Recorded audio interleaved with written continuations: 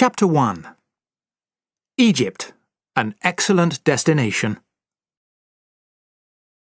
Look, that's her. Lynette Ridgway. She's got millions, said Mr. Burnaby, the owner of the local pub. He and his only customer stared as a beautiful young woman jumped out of a large Rolls-Royce and hurried into the post office. Such charming girls were seldom seen in the sleepy town of Moulton Underwood. "She'll bring money into the town," remarked the man at the bar. "A bit different from Sir George." "That's true.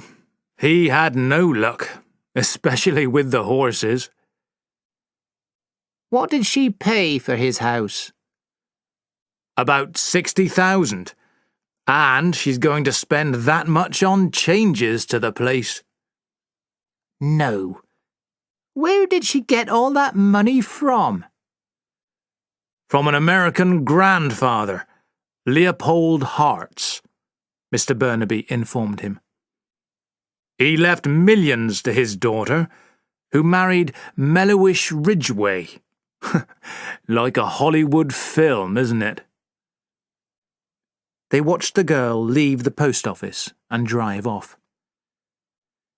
"Money and good looks," complained the man at the bar. "It doesn't seem fair."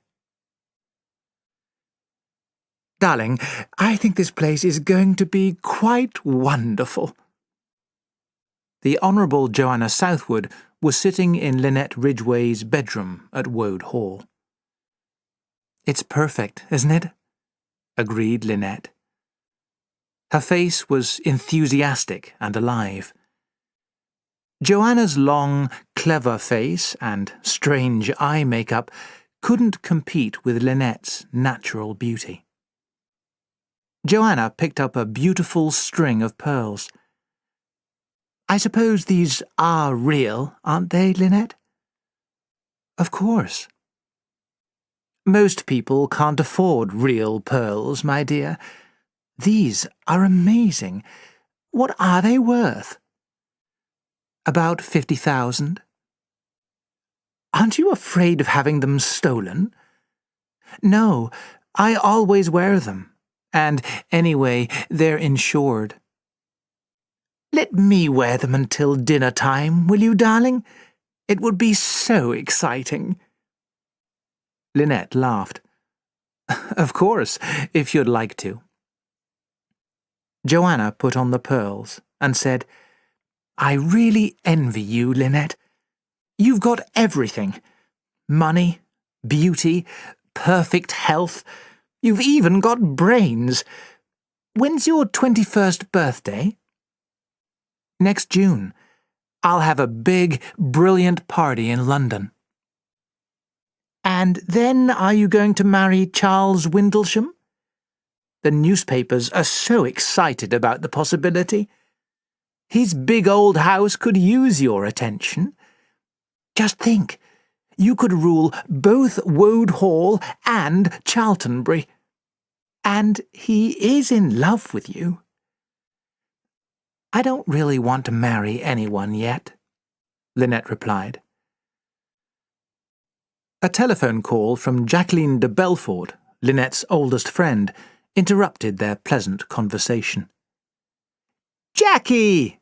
Lynette shouted. "I haven't heard from you for ages."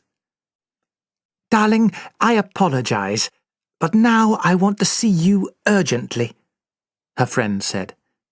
"Can I come down?" "Yes, please. I'd love to show you Woad Hall." "Right.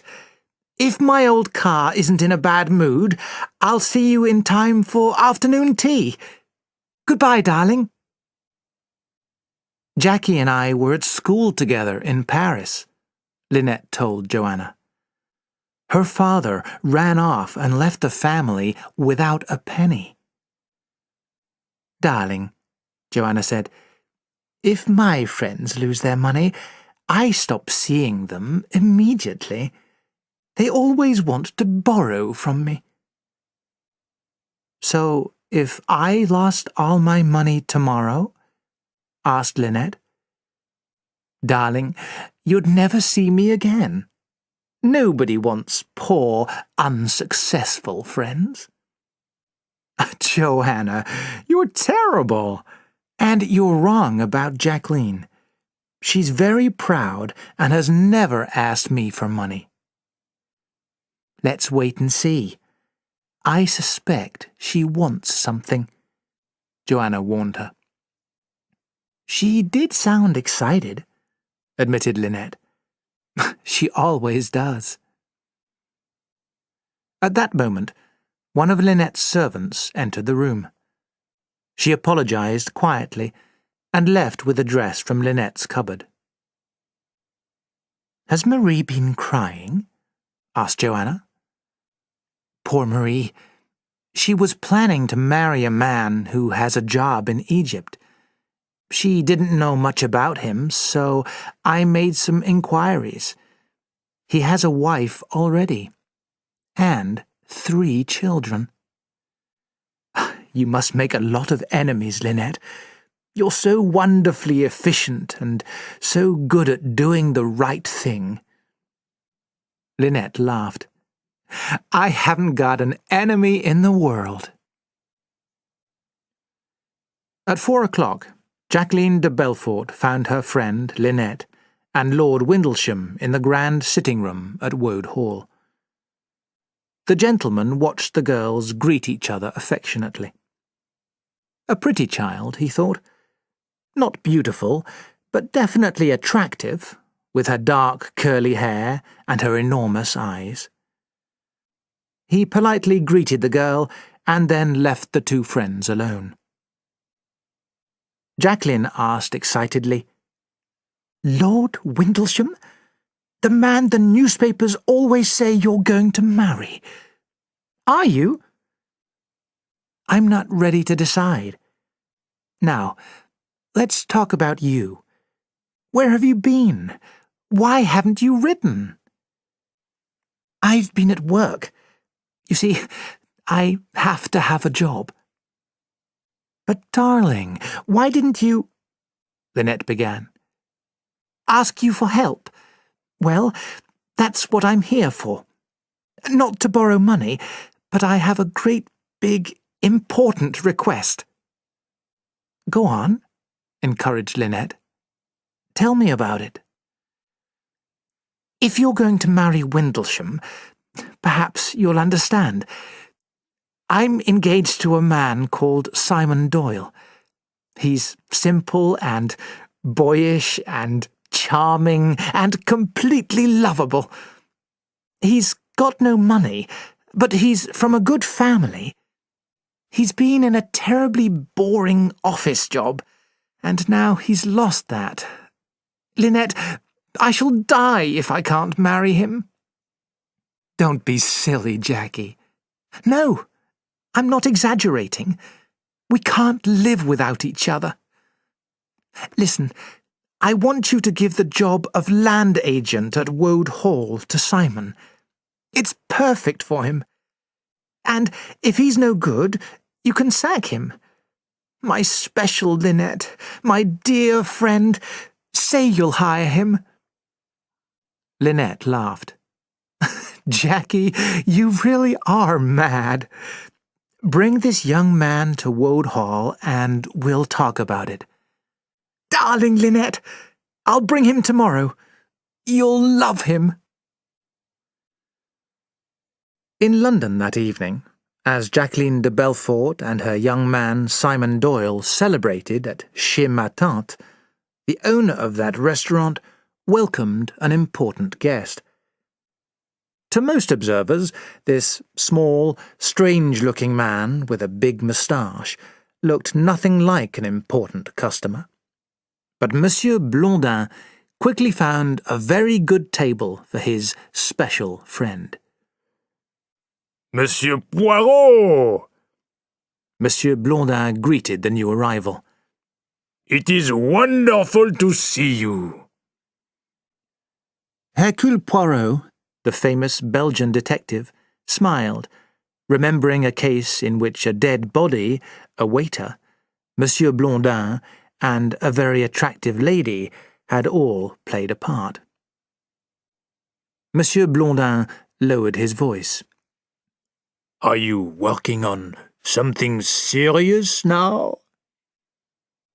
Poirot shook his head. I have, unfortunately, retired. It is true, however, that man invented work to avoid having to think, but there is travel. This winter I shall visit Egypt. The climate, they say, is good. Egypt, an excellent destination. Monsieur Poirot watched the dancers and smiled when he noticed one particular couple. A tall, handsome man with broad shoulders and a thin, dark-haired girl. Their happiness, in the place, the time, and in each other, was obvious. The music stopped, and the couple returned to a table near Monsieur Poirot. The girl was bright-eyed, laughing, but there was something else in her eyes. She cares too much, that little one, Poirot said to himself. It is not safe. No, it is not safe. And then a word caught his attention. Egypt. He listened more carefully. Don't worry, Simon, the girl said. Lynette won't disappoint us. The job sounds perfect, and I will work hard. For you. We'll wait for 3 months, the girl said happily. Then everything that is mine will be yours, the young man said. And Egypt for our honeymoon. Never mind the cost. I've always wanted to go there. The Nile and the pyramids. We'll see it together, Jackie. Won't it be wonderful? Yes, the girl replied, and her voice was suddenly sharp, almost with fear. But will it be as wonderful for you as for me? Don't be silly, Jackie. Let's dance. Une qui aime et un qui se laisse aimer, Monsieur Poirot thought. Yes, I wonder too. What will you do if he's awful? Asked Joanna. Lynette shook her head. Oh, I can trust Jacqueline's taste. Ah, but love changes people, Joanna said quietly. Lynette looked impatient and changed the subject. I must talk to the architect about those plans. I'm having some horrible little houses near my new swimming pool pulled down. Are the people who live in them happy to go? Most of them are delighted. 1 or 2 of them are being rather stupid about it. They'll have much better living conditions. The Queen has spoken, smiled Joanna. I'm not like that, objected Lynette. No, but others are powerless. The combined effect of money and charm. If you can't buy it with cash, you buy it with a smile. Result, Lynette Ridgway, the girl who has everything. Their conversation stopped as Lord Windlesham joined them. Joanna greeted him and then left the sitting room. She had seen the purposeful look in Windlesham's eye. Have you made a decision, Lynette? He asked, coming straight to the point. I think, we'd be very happy together. I'm not sure, Charles, Lynette apologized. I'm enjoying myself. I do think Woad Hall is looking nice, don't you? It's beautiful. And you like Charltonbury, don't you? Of course, it needs modernising, but you're so clever at that sort of thing." He paused. "But I'll wait for your answer." Later, Lynette examined her feelings. Charltonbury was beautiful, old, and quite famous, but it wasn't hers. There she would be Lord Windlesham's wife, not the Queen. And wasn't there another reason for her hesitation?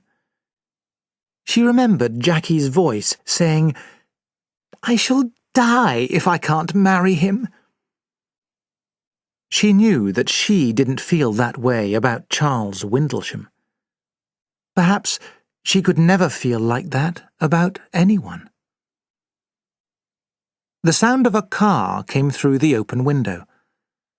Lynette shook herself impatiently and went to greet Jackie and her young man. "Lynette!" Jackie ran to her. "This is Simon." Lynette saw a tall, wide-shouldered young man with very dark blue eyes, curly brown hair, and a simple, boyish smile. She stretched out her hand. The hand that took hers was firm and warm. She liked the open admiration in his eyes, and a warm, sweet feeling swept over her. "Come in," she said, as she finally dropped Simon's hand. "Let me welcome my new land agent properly." And as she turned to lead the way, she thought, "I'm very, very happy. I like Jackie's young man. I like him enormously." And then, sadly, "Lucky Jackie." On the Spanish island of Majorca, Tim Allerton leant back in his chair and yawned. He looked at the attractive, white-haired woman of 50 who sat beside him. "Do you really like Majorca, Mother?" he asked. "Well," his mother said after some consideration, "it's cheap and cold." Tim was a tall, thin young man with dark hair and sad eyes. He described himself as a writer, but his friends understood that he did not encourage questions about his work. "What are you thinking of, Tim?" "I was thinking of Egypt. Real warmth, darling. Golden sands, the Nile. You mustn't worry about the cost.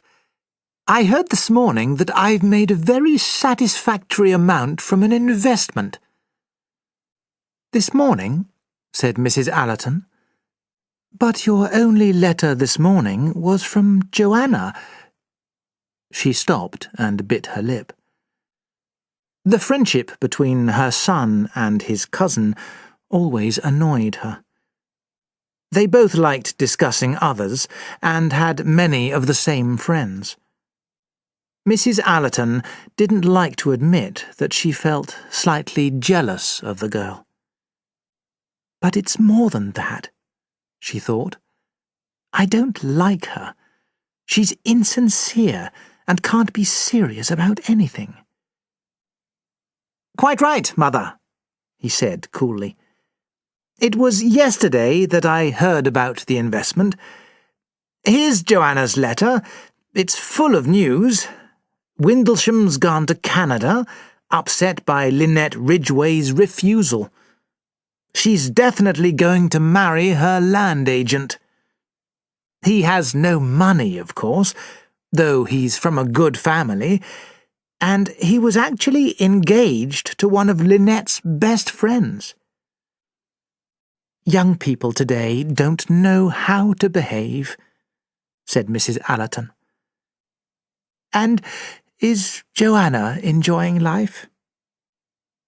"She says she's thinking of opening a little shop in Mayfair." She always talks about having no money, but she travels, and her clothes must cost her a lot." "Ah," said Tim, "but she probably doesn't pay for them." "Well, unpaid bills lead to ruin in the end. Think about poor Sir George Woad. He suffered terribly since he lost Woad Hall. He thinks Lynette Ridgway has spoilt the place and robbed his family of their history." "But, Mother, he shouldn't live in the past, and neither should we. We'll go to Egypt next month. No arguments." Mrs. Allerton smiled affectionately, and then said guiltily, "I'm afraid I promised Mrs. Leach that you'd go with her to the police station. She wants to report the robbery of her ring, but she doesn't understand any Spanish." "I'll go, but the silly old woman was wearing the ring when she went swimming that day. I'm sure she lost it in the sea." In a New York apartment, old Miss Van Schuyler addressed her poor relations. "I'm going to Europe and then to Egypt," the old woman explained. "Miss Bowers will come with me as usual, but I want Cornelia to come as my social assistant." "How wonderful!" cried Cornelia Robson, a large girl with big, dog-like eyes. "I've always dreamed of a trip to Europe." "My dear cousin," her mother added, rising to leave, "I'm really very grateful to you. I think Cornelia suffers from not being a social success here in New York. I haven't been able to take her to the right places since Ned died." As the Robsons were leaving, they met a tall, efficient-looking woman on the stairs. "Well, Miss Bowers, so you're going to Egypt. What a lovely trip." Mrs. Robson hesitated and waited until her daughter had gone on ahead of her. "I do hope there won't be any trouble," she whispered with concern. "Oh, no, Mrs. Robson. I always watch very carefully." In another part of New York City, Mr. Andrew Pennington was opening his personal mail. Suddenly, his face changed, and he called for his partner. "What is it, Pennington?" Sterndale Rockford looked not unlike his partner, tall and thin, with greying hair and a clever face. "Lynette's married." Pennington checked the date. "Today. To someone called Simon Doyle. I've never heard of him. Have you?" "No." "What shall we do?" Rockford asked. "Got a plan?" "The Normandy sails for Europe today," Pennington said slowly. He looked at the letter again. "Lynette's going to Egypt for her honeymoon. A chance meeting there? We have to stay one step ahead of her British lawyers." "Lynette's clever," said Rockford. "You go. She's always liked you, her Uncle Andrew. And the situation is very serious." In the London offices of Carmichael, Grant and Carmichael, William Carmichael called his nephew into his office. "Have a quick look at this letter," he said to young Jim Fanthorpe. "It's just arrived by airmail from Egypt." It seems wrong to be writing business letters on a day like this. We have been to so many interesting places already, and the day after tomorrow we are going up the Nile by steamboat. When we went to buy our tickets, who do you think we saw? My American trustee, Andrew Pennington. I think you met him when he was in London 2 years ago. I had no idea he was in Egypt, and he had no idea that I was, nor that I was married. My letter telling him must have just missed him. He is actually going up the Nile on the same trip that we are. Isn't that amazing? You must go to Egypt. Carmichael interrupted his nephew's reading. There's no time to lose. But why me? Use your brains, boy. Lynette Ridgway has never met you, nor has Pennington. If you go by air, you may get there in time. Mrs. Otterbourne addressed her daughter in her usual theatrical manner as she tied a brightly coloured scarf around her head. "I'm tired of Jerusalem," she complained, "and I'm not treated with the proper respect in this hotel. My presence here attracts other visitors. Rosalie, are you listening to me?" Rosalie was silent. She was looking at a photograph in the newspaper, below which was printed, Mrs. Simon Doyle, previously the well-known society beauty Miss Lynette Ridgway, and her husband. Mr. and Mrs. Doyle are on their honeymoon in Egypt. "That nasty little manager," Mrs. Otterbourne continued, "says he needs our room, but I'm prepared to fight for my rights." "I suppose we could go on to Egypt," said Rosalie, without much interest. "It doesn't make any difference." "It's certainly not a matter of life or death," agreed her mother. But Mrs. Otterbourne was quite wrong, because a matter of life or death was exactly what it was. Chapter 2. Who's Who on the Nile? "That's Hercule Poirot, the detective," said Mrs. Allerton. She and her son were sitting in the sun outside the Cataract Hotel in Aswan. Tim sat up more quickly than he usually did. "That funny little man in the white suit? What's he doing here?" His mother laughed. "Darling, you sound quite excited. But I don't think he's looking for criminals. He's probably on holiday."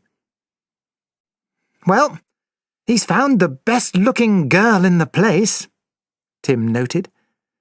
"It's a pity that she looks so bad-tempered." The subject of these remarks was Rosalie Otterbourne. She certainly seemed to be in a bad mood, but Hercule Poirot was chatting to her cheerfully. "I am finding this place very interesting," he was saying. "The black rocks, and the sun, and the little boats on the river." "I think Aswan's rather dull," Rosalie said. "The hotel's half empty, and everyone's about 100 years old." She stopped as she saw the smile in Poirot's eyes. I wasn't thinking of you. I'm sorry. That sounded rude."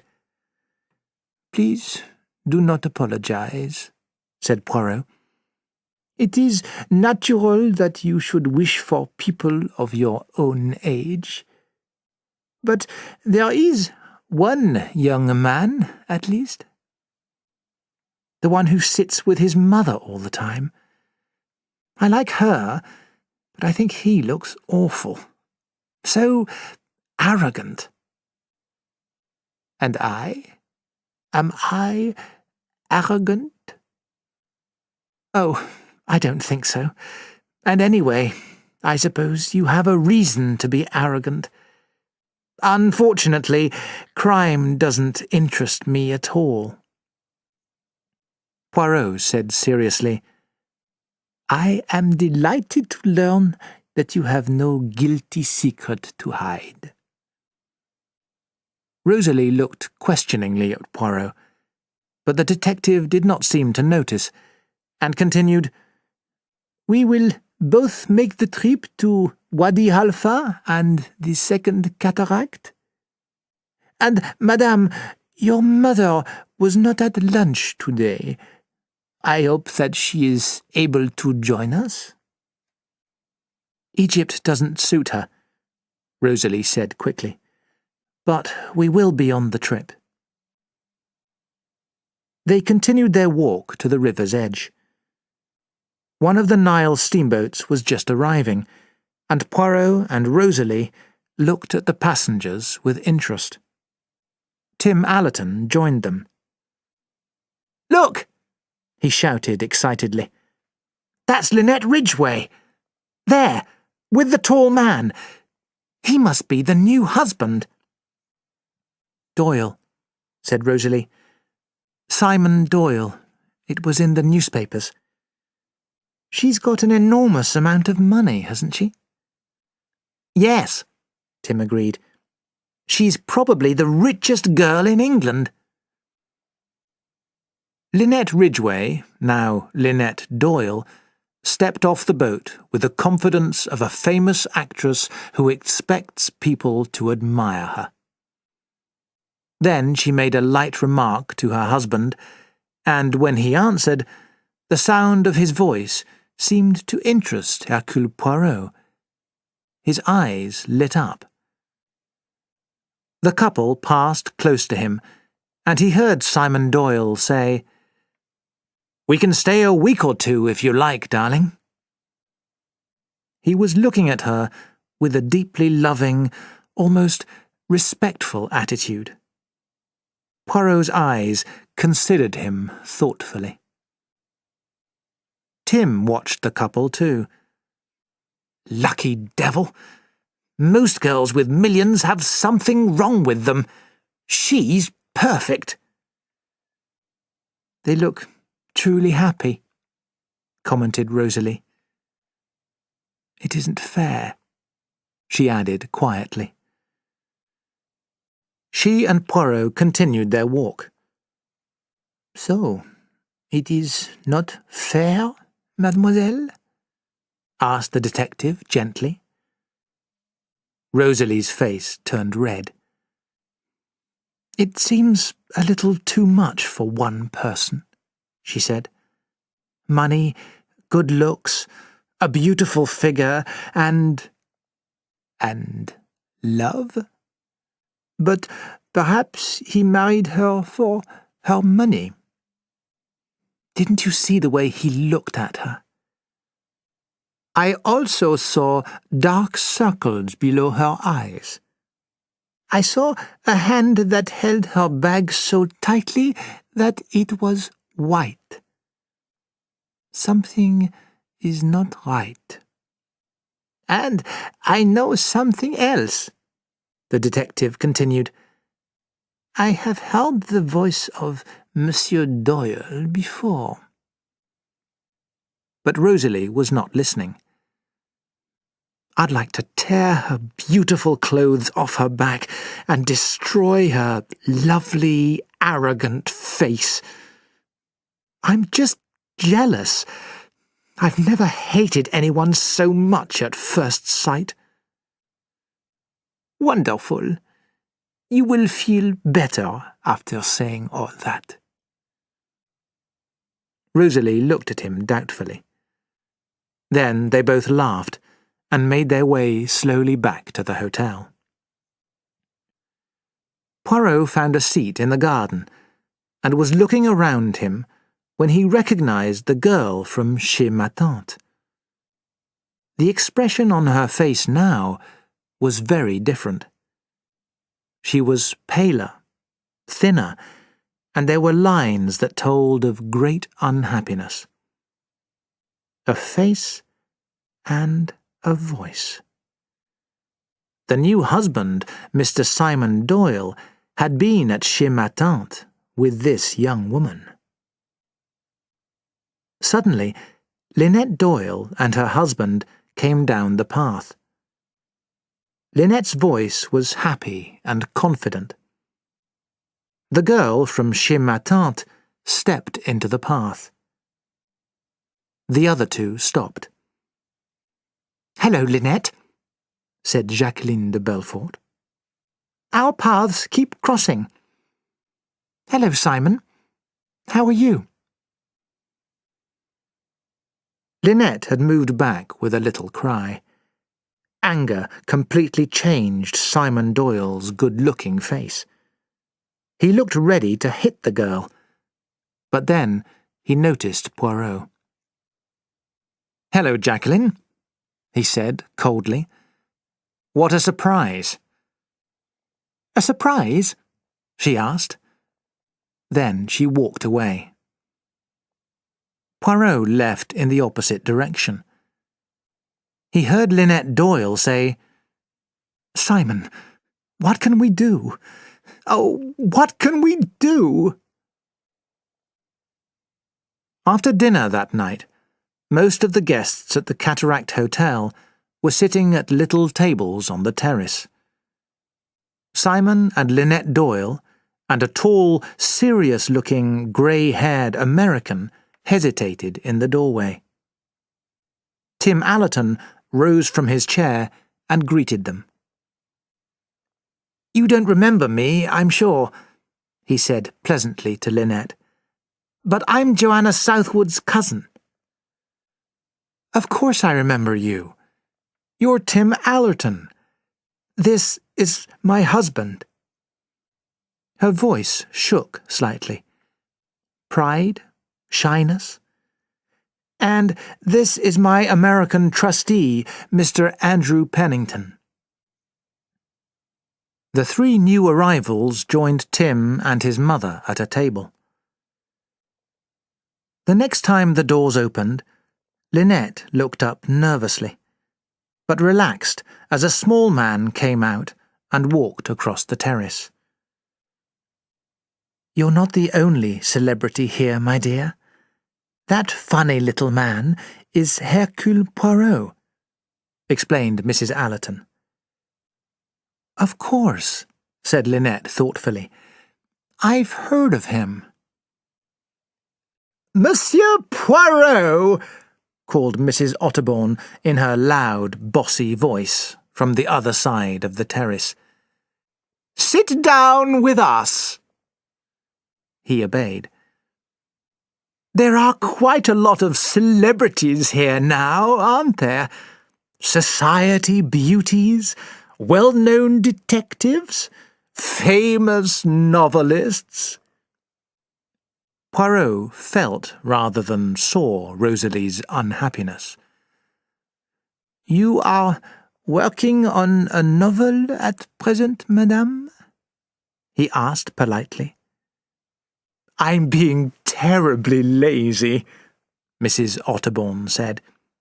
"My readers are getting very impatient. I'll soon start writing again. I speak the truth. Sex. Ah! Monsieur Poirot, why is everyone so afraid of sex? You have read my books?" "Ah, madame, I do not read many novels. My work—" Mrs. Otterbourne interrupted. "You must have a copy of Under the Fig Tree. You will find it interesting. It's honest and real." "I'll fetch the book for you," offered Rosalie quickly. "No, dear, I can go," said Mrs. Otterbourne angrily. "Please, mother, talk to Monsieur Poirot. I know where it is." "A glass of wine, madame?" offered Poirot, when Rosalie had left. No, I rarely touch alcohol." "Then may I order a lemonade for you, madame?" Rosalie returned, a book in her hand. Poirot was surprised by the lack of clothes worn by the lady on the cover, but he accepted it politely, while noticing the girl's embarrassment. Suddenly, the doors opened again, and a thin, dark-haired girl from Chez Ma Tante walked quietly to an empty table and chose her seat carefully. Then she stared directly at Lynette Doyle. Lynette whispered something to Mr. Pennington and changed her seat. Poirot noticed everything and wondered about the situation. 5 minutes later, the other girl moved to the opposite side of the terrace. Her eyes never left the face of Simon Doyle's wife. Soon, Lynette Doyle and her husband left the terrace. Jacqueline de Belfort smiled and lit a cigarette. "Monsieur Poirot?" Poirot stood up quickly. He had remained out on the terrace after everyone else had left. He looked into the eyes of Lynette Doyle, who looked more lovely than ever. "At your service, madame?" he said politely. "Monsieur Poirot, I am in urgent need of someone to help me, and I think that you are probably the right person." "Thank you, madame, but I am on holiday, and when I am on holiday, I do not take cases." "Perhaps I can change that," Lynette said confidently. "Before I met my husband, he was engaged to a close friend of mine, Miss de Belfort. My husband ended the engagement. They were not suited to each other. Miss de Belfort, I am sorry to say, was very unhappy about it. She threatened us, but didn't harm us. Instead, she has begun to follow us wherever we go." "Ah, rather an unusual, revenge," commented Poirot. "Unusual and annoying. We're on our honeymoon, and she has been there at every stop. Venice, Brindisi, Mena House, and now here. It's nonsensical. I am surprised she hasn't got more pride." "There are times, madame, when other emotions are stronger." "Yes, possibly. But what can she hope to gain by all this?" "It is not always a matter of gain, madame." Lynette looked slightly embarrassed, but said quickly, "You are right, but this behavior has got to be stopped." "If this young lady has not threatened or insulted you in public, and if she has not physically harmed you, I do not see what you can do. The air is free to all." "This is impossible. There must be some way of stopping her." "You could move somewhere else," said Poirot calmly. "Why should we run away? Are we—" She stopped. "Exactly, madame. Are you what? Why does Mademoiselle de Belfort's presence offend you so much? I will tell you a little story. A month or two ago, I was dining in a restaurant in London. At the table next to me were a man and a girl. They were, it seemed, very much in love and confident of the future. I could see the woman's face, and the strength of her love was clear. They were engaged, I learned, and were discussing their honeymoon. They planned to go to Egypt. He paused. And now they are here, in Egypt. But the man is on his honeymoon with another woman. Yes, I had already told you the facts, said Lynette coldly. Poirot continued. The facts, yes. But that night in London, the girl also mentioned a friend who she could depend on. I think that friend was you, madame. She trusted you. These things happen, Monsieur Poirot, Lynette said angrily. I know that Jackie was deeply in love with Simon, but he didn't feel the same way. He was very fond of her, but even before he met me, he was beginning to feel that he had made a mistake. And an engagement can be broken.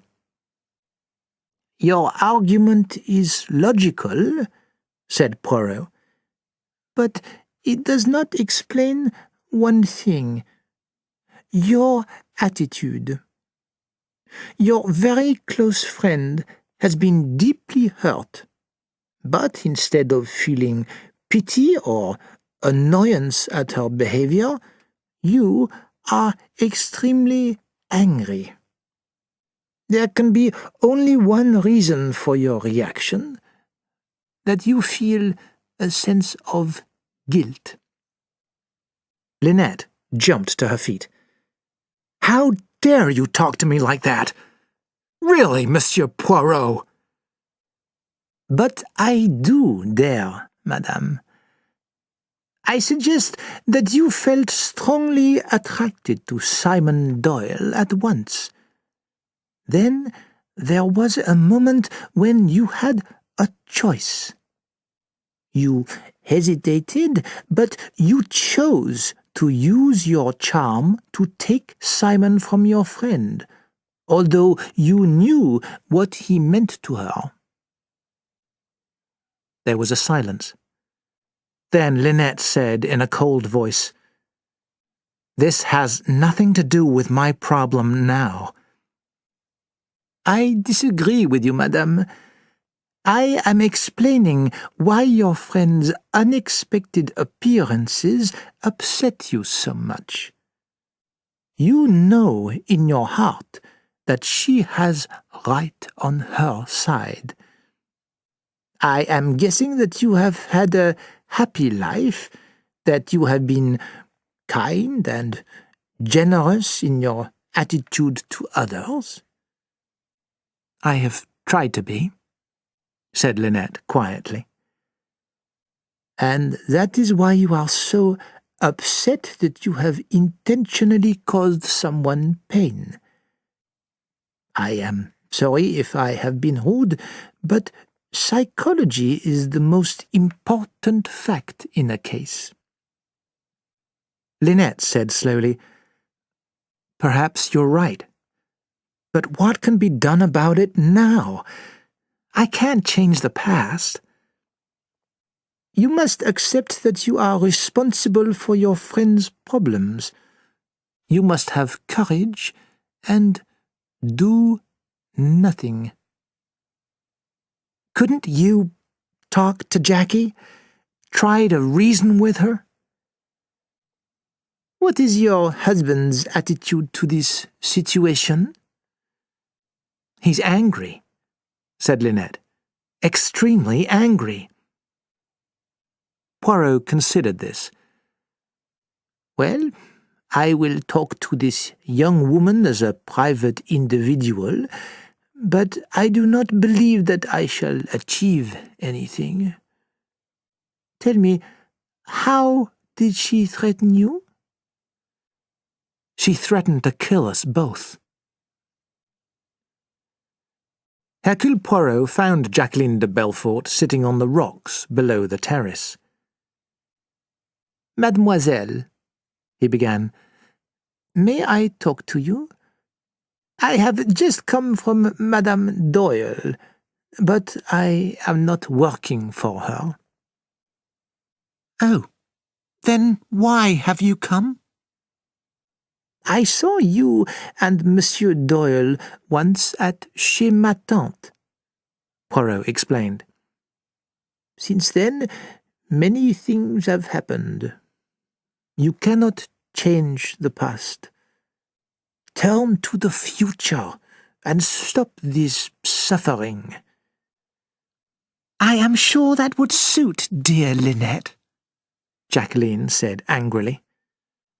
But there are times when I almost enjoy all of this.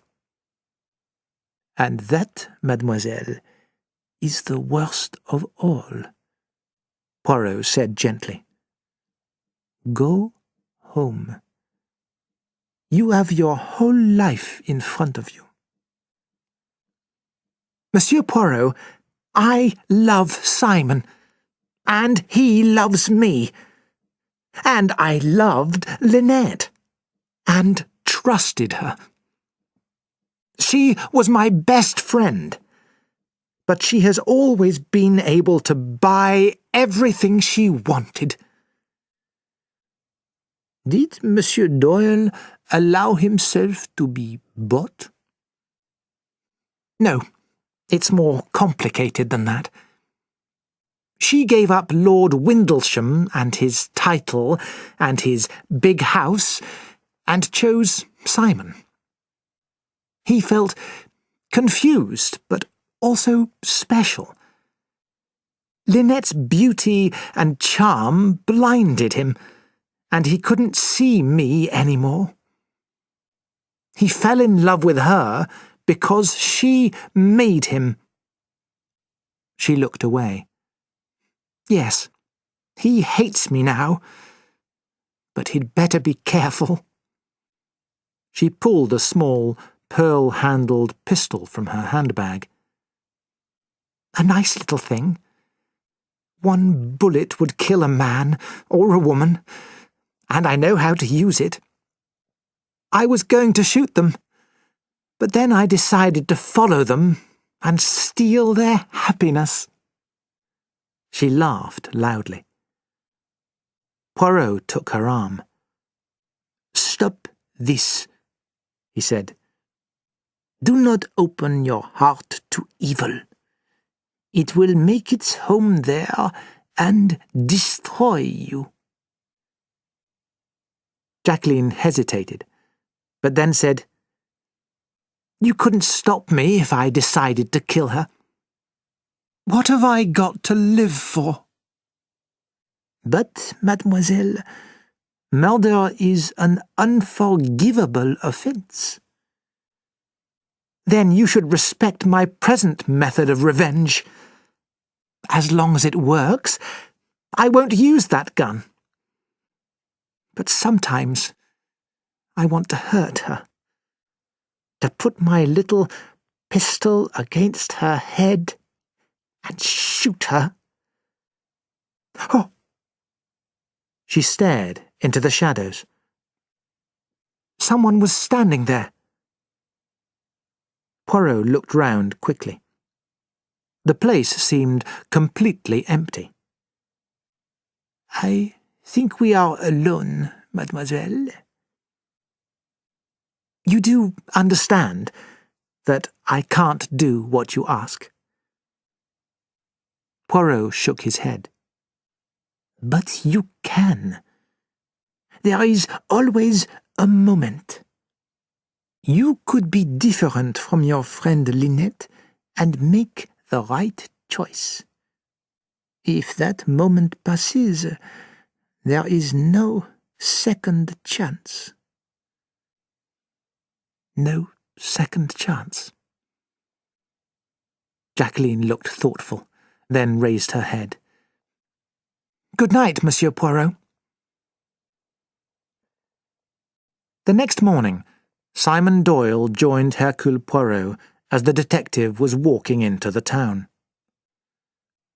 "Good morning, Monsieur Poirot. May I walk with you?" "Certainly, Monsieur Doyle. I shall be delighted." Simon hesitated, and then said suddenly, "This problem that Lynette told you about, it's a crime that she should be treated this way. People can say that I behaved badly, but I won't allow them to blame her." Have you talked to Jackie, Miss de Belfort?" "Yes, but she wouldn't listen. Can't she see that she's making a fool of herself?" demanded Simon. "She has only a sense of injury, shall we say?" Poirot replied. "Yes, and I would understand if she never wished to see me again. I admit I was completely to blame.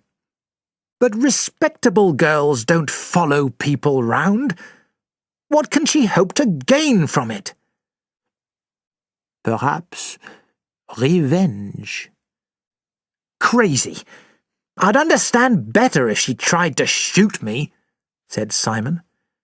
"She's hot-blooded, and she's got an uncontrollable temper. She could do anything for revenge if she were really angry.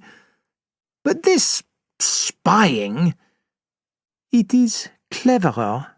Yes, it is intelligent. And there is nothing, then, of the old feeling left?" asked Poirot carefully. "Monsieur Poirot, how can I explain it? After I met Lynette, Jackie didn't exist. She thinks that I married Lynette for her money, but I wouldn't marry any woman for money. I know this sounds arrogant, but Jackie was too fond of me." "Un qui aime et un qui se laisse aimer," remarked Poirot. Simon ignored this comment. "Jackie wanted to own me, body and soul, and a man doesn't want that kind of possessive attitude. Then I met Lynette." His voice was full of boyish wonder. "It was amazing. Everyone treats her like a queen, and she chose me. I'm nobody. Why can't Jackie accept it like a man?"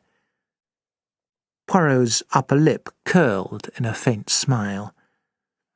"Well, Monsieur Doyle, she is not a man." "No, but she should understand the situation. If you no longer care for a girl, it's madness to marry her. And now that I can see what Jackie's really like, I feel I've had rather a lucky escape."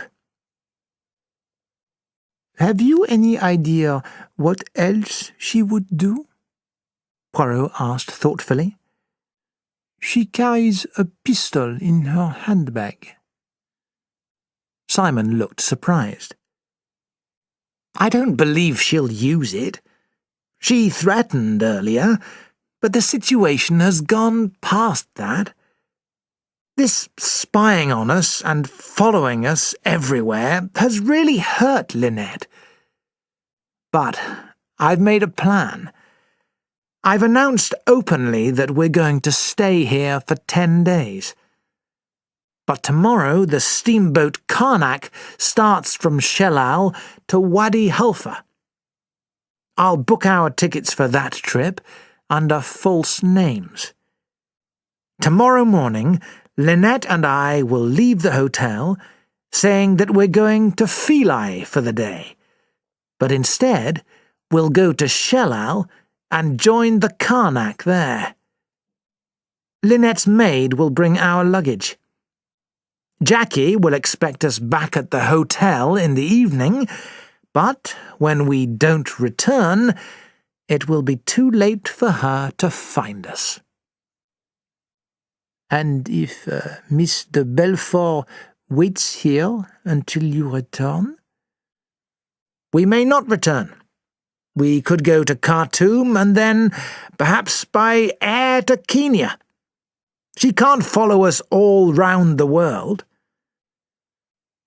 Your plan may work, said Poirot, but you are, of course, running away from the problem.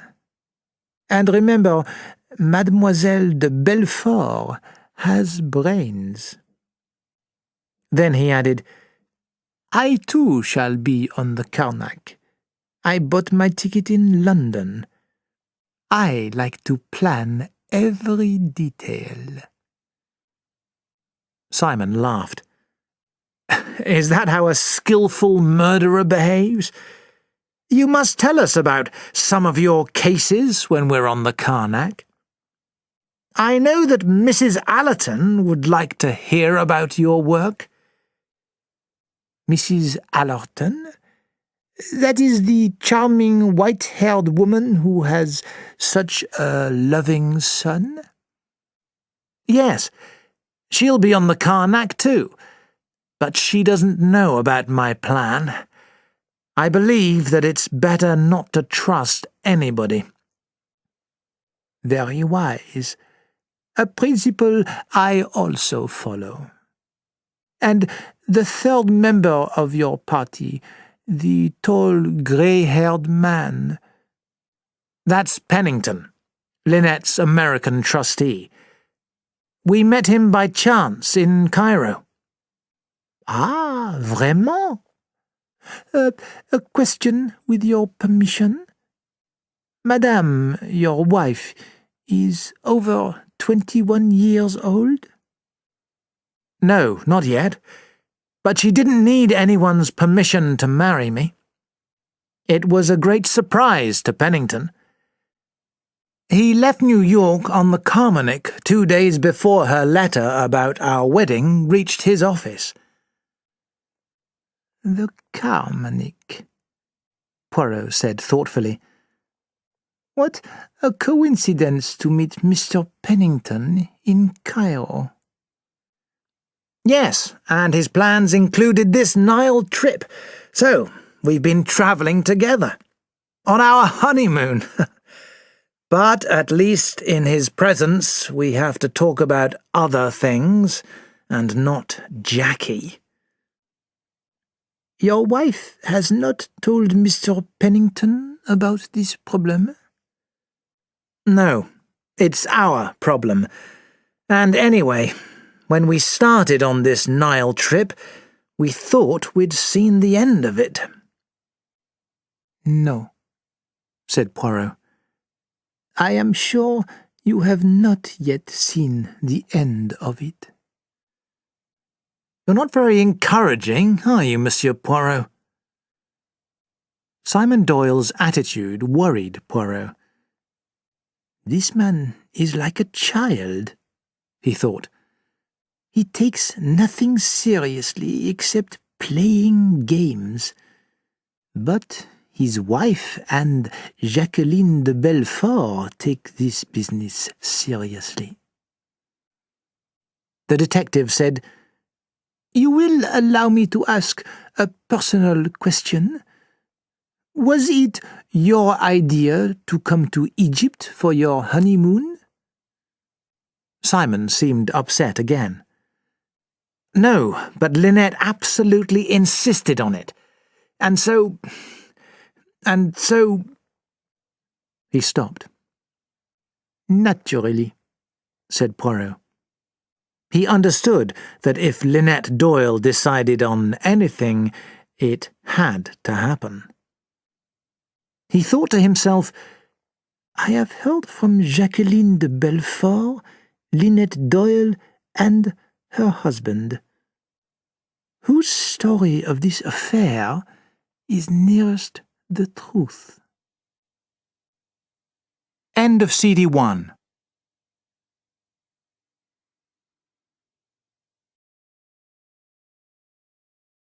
CD 2. At 11 the next morning, Jacqueline de Belfort sat on the terrace and watched Simon and Lynette Doyle depart in a small sailboat. At the same time, and without Jacqueline seeing it, a car departed with the Doyles' luggage and Lynette's maid. Hercule Poirot decided to spend the time before lunch on the island of Elephantine, opposite the hotel, and joined two men stepping into one of the hotel boats. The younger man was a tall, dark-haired young man with a thin, angry face.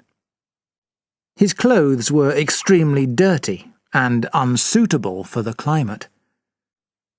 The other traveller, a heavy, middle-aged man with a foreign accent, began a conversation with Poirot as the boat headed for Elephantine. The younger man turned his back on them, and instead admired the skill of the Egyptian boatman who was piloting the boat. On the little island, the friendly stranger introduced himself to Monsieur Poirot as Signor Guido Richetti, a historian. Poirot accepted his card politely and formally presented Signor Richetti with one of his own cards. Then the two men, now speaking in French, stepped into the Elephantine Museum together. The younger man from the boat walked around with little interest. Afterwards, Poirot noticed Mrs. Allerton sitting alone beside the river, and joined her. He removed his hat politely. "Good morning, Mr. Poirot," Mrs. Allerton said. "Are you joining us on the trip to the Second Cataract?" "Yes, I am." "I'm so glad. I'm very excited to meet you." "But I saw you talking to Simon Doyle earlier. What do you think of him? His marriage to Lynette Ridgway was a great surprise." "You know Madame Doyle well, madame?" "No, but a cousin of mine, Joanna Southwood, is one of her best friends, and one of Tim's." She looked displeased. "You do not like your cousin, madame?" "Not much," said Mrs. Allerton, and then changed the subject. "How very few young people there are out here. That pretty girl with the awful mother is almost the only young creature in the place. She interests me, that child, but I feel sorry for her. You can suffer so much when you're young and sensitive." "Yes," agreed Poirot. "She is not happy, poor little one." "I've tried to talk to her, but she's not interested. However, I hope to have another opportunity on this Nile trip. I'm very friendly, really. People interest me enormously." She paused, then said, "Tim tells me that the dark-haired girl, Miss de Belfort, is the girl who was engaged to Simon Doyle. It's rather uncomfortable for them, meeting like this. You know, it may sound foolish, but she almost frightens me." "A great force of emotion is always frightening," Poirot said. "Do people interest you too, Monsieur Poirot? Or are you only interested in possible criminals?" "That description would not leave many people outside it." Even me, perhaps? Asked Mrs. Allerton with surprise. Mothers, madame, are particularly dangerous when their children are in trouble. She said seriously, Yes, I think you're quite right. Then she smiled again and said, I'm trying to imagine motives for crime suitable for everyone in the hotel. Simon Doyle, for example? Poirot said, smiling, A very simple crime, nothing complicated. He would go directly towards his goal. And therefore he would be easy to catch. Yes, he would not be clever. And Lynette?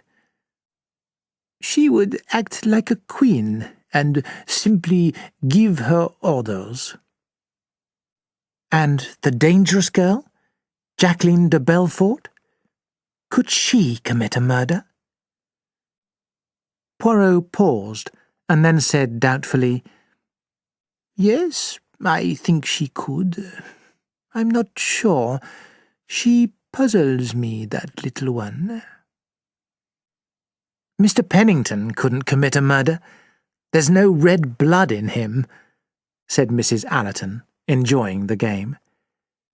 And poor Mrs. Otterbourne in her funny clothes. There is always pride. As a motive for murder?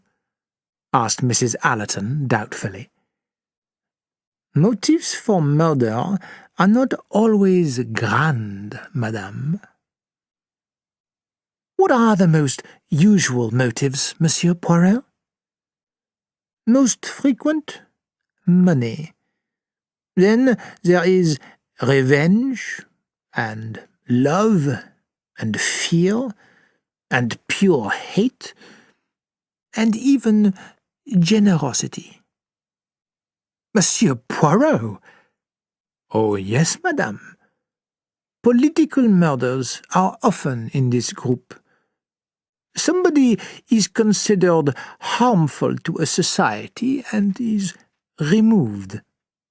The murderers forget that life and death are the affair of God. Soon they joined the others in the boat to return to the hotel. Poirot spoke politely to the young man in the dirty clothes.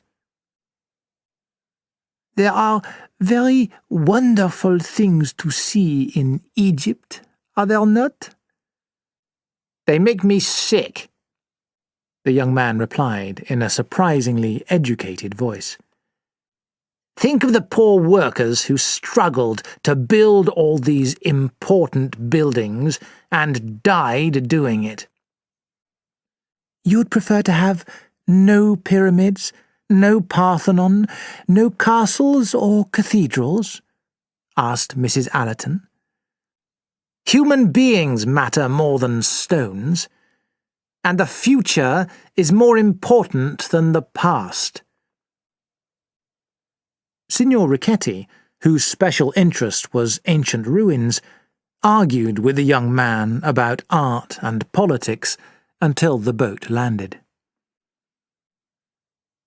After lunch, the passengers for the second cataract, including Monsieur Poirot, the Allertons, the young man and the Italian, but not Jacqueline de Belfort, caught the train from Cairo to Shellal. The Otterbournes would join the group there. Poirot found that he was sitting with an older lady who had a very lined face, a stiff white collar, diamonds around her neck, and an arrogant expression on her face.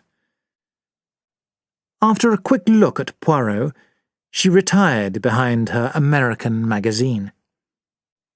Now and then she raised her eyes and shouted an order at the shy young woman sitting opposite her. "Cornelia, collect the coats. When we arrive, look for my case. Under no circumstances let anyone else handle it. The train journey was very short, and soon the passengers were on the Karnak with the Otterborns. Most of the passengers had cabins on the same deck. At the front of this deck, there was a public lounge with windows on all sides, where the passengers could sit and watch the river. After checking his cabin, Poirot joined Rosalie Otterborn on the deck. "So, now we journey into Nubia. You are pleased, mademoiselle?" The girl took a deep breath. "Yes, I feel that we're really getting away from things at last. Away from people. There's something about this country that makes me feel evil. It reminds me that everything's so unfair. Look at some people's mothers, and look at mine. The only god is sex." She stopped. "I shouldn't say such things, I suppose." "Why not say them to me? Say them and then let them go." She smiled at Poirot. "What an extraordinary man you are." Then her face changed again. "Well, here are Mr. and Mrs. Doyle. I had no idea they were coming on this trip." Simon and Lynette Doyle looked relaxed and brilliantly happy, and held hands as the Karnak began its 7-day journey to the second cataract and back. From behind them came a light laugh. Lynette turned her head in shock. Jacqueline de Belfort was standing there. She seemed amused. "Hello, Lynette. I didn't expect to find you here. I thought you said you were staying in Aswan for another 10 days. Lynette and Simon moved to the other side of the boat. Simon looked wild with anger. Their pleasure had gone. Without turning his head, Poirot heard bits of their conversation. "Turn back. Impossible. Lynn, we've got to go on with it now." In the early evening, Poirot stood alone in the public lounge. Suddenly, Lynette Doyle stood by his side. She looked nervous and worried, like a confused child. "Monsieur Poirot, I'm afraid. I'm afraid of everything. The dark water, the wild rocks. I've never felt like this. Except for Simon, I'm surrounded by enemies." "But what is all this, madame?" "Perhaps it's nerves. I just feel unsafe. Trapped. What's going to happen? How did she know we were coming on this boat?" "She has brains, you know," answered Poirot. "With your money, why did you not hire a private boat?" "We didn't expect this trouble. And Simon is sensitive about money. He wanted a honeymoon that he could pay for. I've got to educate him gradually about the finer things in life." Then her mood changed. "I must change my clothes. I'm sorry, Monsieur Poirot. I'm afraid I've been talking a lot of foolish nonsense." In the dining room, Mrs. Allerton said to her son, "I asked little Hercule Poirot to sit at our table." "Mother, you didn't." Tim sounded annoyed. "He'll be with us day and night." Mrs. Allerton looked upset. Tim was usually so good-tempered. Men were difficult to understand. "I'm sorry, my dear. I thought it would amuse you. You love detective stories." As they sat down, Hercule Poirot crossed the room to their table. "You really allow me, madame, to join you?" "Please, sit down, Monsieur Poirot," Mrs. Allerton said, smiling. She noticed his quick look at Tim, who still seemed angry, so talked cheerfully to produce a more pleasant atmosphere. "Here's the passenger list. Let's try and match names to people. We know Mr. Belfort and the Otterbournes, and, of course, Mr. and Mrs. Doyle. I think Dr. Bessner must be the fat German with the moustache, and Mr. Fanthorpe must be the very quiet young man. Quite a nice face, cautious and intelligent." "Yes," agreed Poirot. "I wonder what he is doing here." "I think Mr. Ferguson must be the young man who hates the rich. And Mr. Pennington is the American who Mrs. Doyle calls Uncle Andrew. I can imagine him in an office on Wall Street. Extremely rich, I think. Next, Monsieur Hercule Poirot, whose talents are being wasted on this trip. Can't you find a crime for Monsieur Poirot, Tim?" But her well-intended conversation only seemed to annoy her son more, and she quickly continued, "We know Mr. Riquetti from Elephantine Island. Then Miss Van Schuyler, the very ugly old American lady who thinks she is better than everybody. Who were the two women with her?" Finally, Tim decided to join his mother's game. "Miss Bowers, the thin one with glasses, is her secretary and nurse. The other one is Miss Robson, a poor relation who seems to be enjoying herself, although Miss Van Schuyler treats her like a slave. I heard them talking in the lounge before dinner." On his way to his cabin later that night, Hercule Poirot saw Jacqueline de Belfort standing alone on the deck. The look of pain on her face stopped him. She looked sad now, not frightening in any way. "Good night, mademoiselle."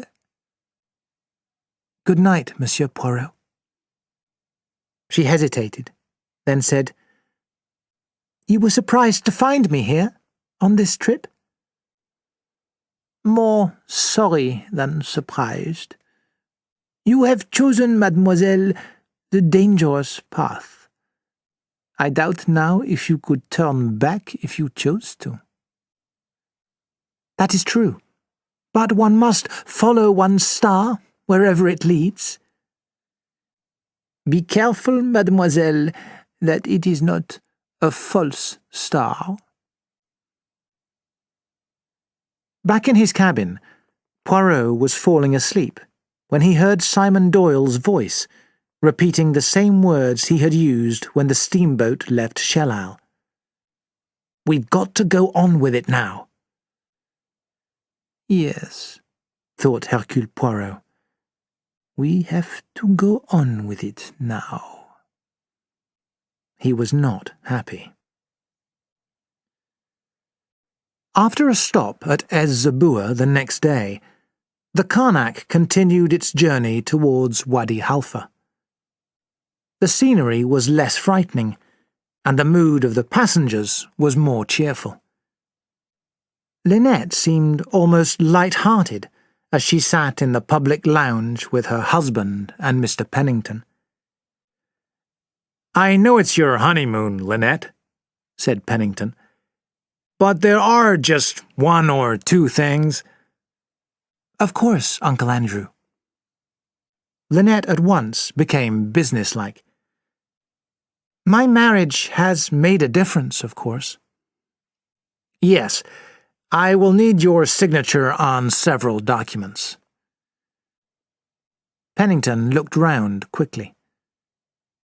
The only other people in the lounge were Mr. Ferguson, drinking beer at a small table, Hercule Poirot, who was sitting near him, and Miss Van Schuyler, who was sitting in a corner reading a book on Egypt. Pennington left and returned with a large pile of papers.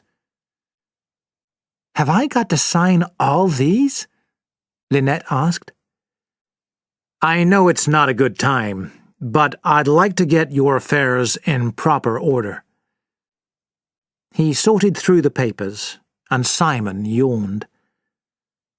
The door to the lounge opened, and Mr. Fanthorpe came in. He looked round, and then walked over to the windows and stood near Poirot, looking out at the pale blue water. Pennington put a document in front of Lynette, who examined it carefully. "You sign just there," he said, as he pointed to the space for her signature. "It's not very important. You needn't read it." Simon yawned again. "My dear girl, if you read everything, we'll be here until lunchtime and longer." "I always read everything carefully," said Lynette. "Father taught me to do that. There could be a careless mistake." Pennington gave a rather cold laugh. "I've never read a legal document in my life," said Simon, laughing. "I sign where they tell me to sign." Suddenly, to everyone's surprise, the silent Mr. Fanthorpe spoke to Lynette. "Excuse me, but I must say that I respect your businesslike attitude. It's admirable to read a document before you sign it." Then, rather red in the face, he turned again to study the banks of the Nile. Thank you," Lynette said, trying not to laugh. Andrew Pennington looked seriously annoyed and gathered up the documents. "Perhaps some other time would be better," he said coldly. "We mustn't miss enjoying the scenery." As they left, Cornelia Robson hurried in. Miss Bowers followed her calmly. "Where have you been?" Miss Van Schuyler said crossly. "Cornelia, I expect a little attention from you. Miss Bowers, give me my medicine and find me a chair outside on the deck. Cornelia, bring my sewing." After the three women left, Mr. Ferguson remarked to the almost empty room, "I'd like to kill that woman." Poirot, who had noted everything that had happened in the room, asked with interest, "She is a type you dislike?" "Definitely. She's never worked. She just uses people. There are a lot of people on this boat that the world would be better without." "Really?" "Yes. That girl in here just now, signing documents. She's one of the richest women in England, and has never done a day's work." "Who told you that she was so rich?" asked Poirot. "A man who works with his hands and is proud of it." "Me, I work with my brain and am proud of it," said Poirot. "They ought to be shot, all of them." "What a fondness you have for violence." "You've got to destroy before you can build up." "It is certainly much easier, noisier, and more exciting."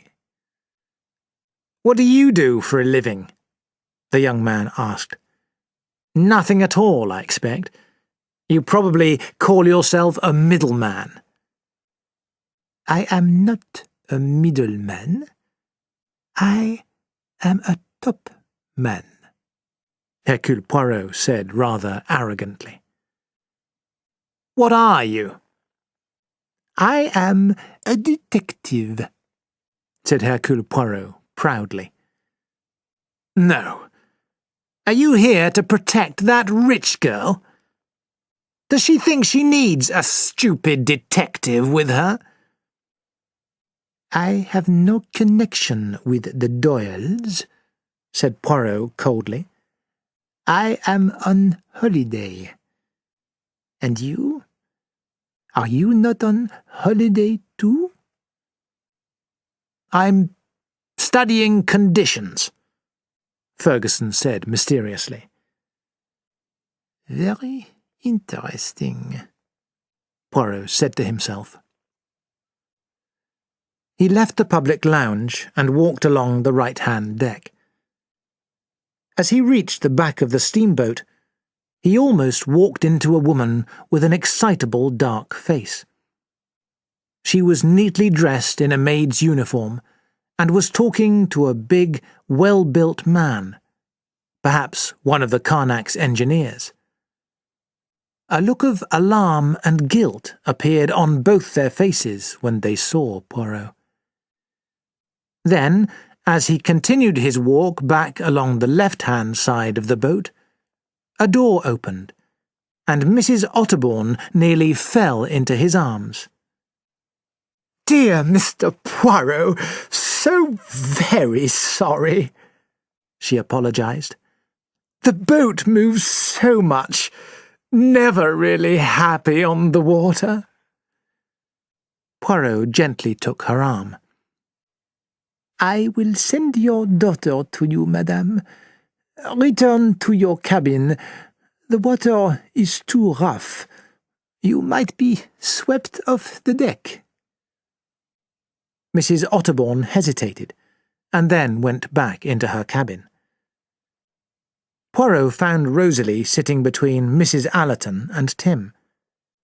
She was chatting and laughing quite happily, but her face changed when Monsieur Poirot said, "Your mother wants you, mademoiselle."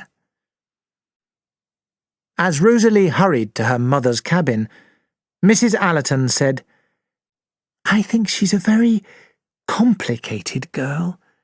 Very unhappy." "Well, I suppose we've all got our private troubles," Tim replied. That evening, Poirot noticed Mrs. Allerton talking to Miss Van Schuyler. As he passed their chairs, Mrs. Allerton closed one eye and opened it again. She was saying, "Of course, at Calfreys Castle, the dear prince—" Cornelia was listening happily to Dr. Bessner as the German told her everything he had read in his guidebook about ancient Egypt. Poirot also heard Tim Allerton say, "It's a horrible world." Rosalie Otterbourne answered, "It's unfair. Some people have everything." Poirot was glad that he was no longer young. Chapter 3. Tragedy Strikes. The Karnak's next stop was at Abu Simbel. It was a beautiful, warm day, and everybody wanted to see the ancient temple. Simon Doyle had a quiet word with Poirot. "I'm so glad we came on this trip. Lynette's faced this business at last, and we've agreed that we aren't going to let Jackie upset us any more. We're going to enjoy our honeymoon. That ought to show her." "Yes," said Poirot thoughtfully. Lynette came along the deck, smiling and looking beautiful as usual. She greeted Poirot coolly and then took her husband away. Poirot realized that his critical attitude had made him unpopular. Lynette expected to be admired for everything she was or did. Soon, the official guide led the group from the Karnak towards Abu Simbel. Poirot walked beside Andrew Pennington. Madame Doyle was telling me that you came over on the Carmanic. Did you meet some friends of mine who were on that ship, the Rushington Smiths? Asked Poirot. I don't remember the name. The boat was full and the weather was bad, so a lot of passengers rarely appeared. But now the pleasant coincidence of running into Madame Doyle and her husband. You had no idea they were married? No. Mrs. Doyle had written, but I didn't receive the letter until after our unexpected meeting in Cairo, explained Pennington. You have known her for many years, I understand. Since she was a small child. Her father and I were great friends. A very fine man, Mellowish Ridgway, and a very successful one. His daughter will receive a very large fortune when her father dies, I understand. Pardon, that is a private matter. Andrew Pennington seemed slightly amused. Oh, most people know that Lynette is a very wealthy woman. Will the recent fall in the stock market affect her fortune? Pennington hesitated, but finally said, Yes, of course, to some degree. The financial situation for everyone is difficult these days. Inside the temple, Signor Richetti examined the painted walls, and Dr. Bessner read aloud to Cornelia from his guidebook. She listened with great attention until Miss Van Schuyler called for her. Poirot realized that someone was always either instructing the poor girl or giving her orders. Simon said suddenly, Lynette, let's get out of here. I don't like these old figures. There's something frightening about them. Lynette laughed, but they walked into the sunlight. Then they sat against the side of the hill. How lovely the sun is, thought Lynette. How warm, how safe, how lovely to be me, Lynette. Simon also looked content. What a fool he'd been to be worried that first night. There was nothing to worry about. Everything was all right. After all, one could trust Jackie. Suddenly, there was a shout. People were running towards him, waving their arms. Simon jumped to his feet and dragged Lynette with him. Not a minute too soon. An enormous rock crashed down past them. If Lynette had remained where she was, she would have been killed. White-faced, Lynette and Simon held each other. Hercule Poirot and Tim Allerton ran up to them. Ma foi, madame, that was close. They saw nothing when they looked up at the hill, but Poirot remembered seeing some people walking along the path at the top when they had first stepped on shore. "She'll pay for this," Simon said violently. Then he looked quickly at Tim Allerton and was silent.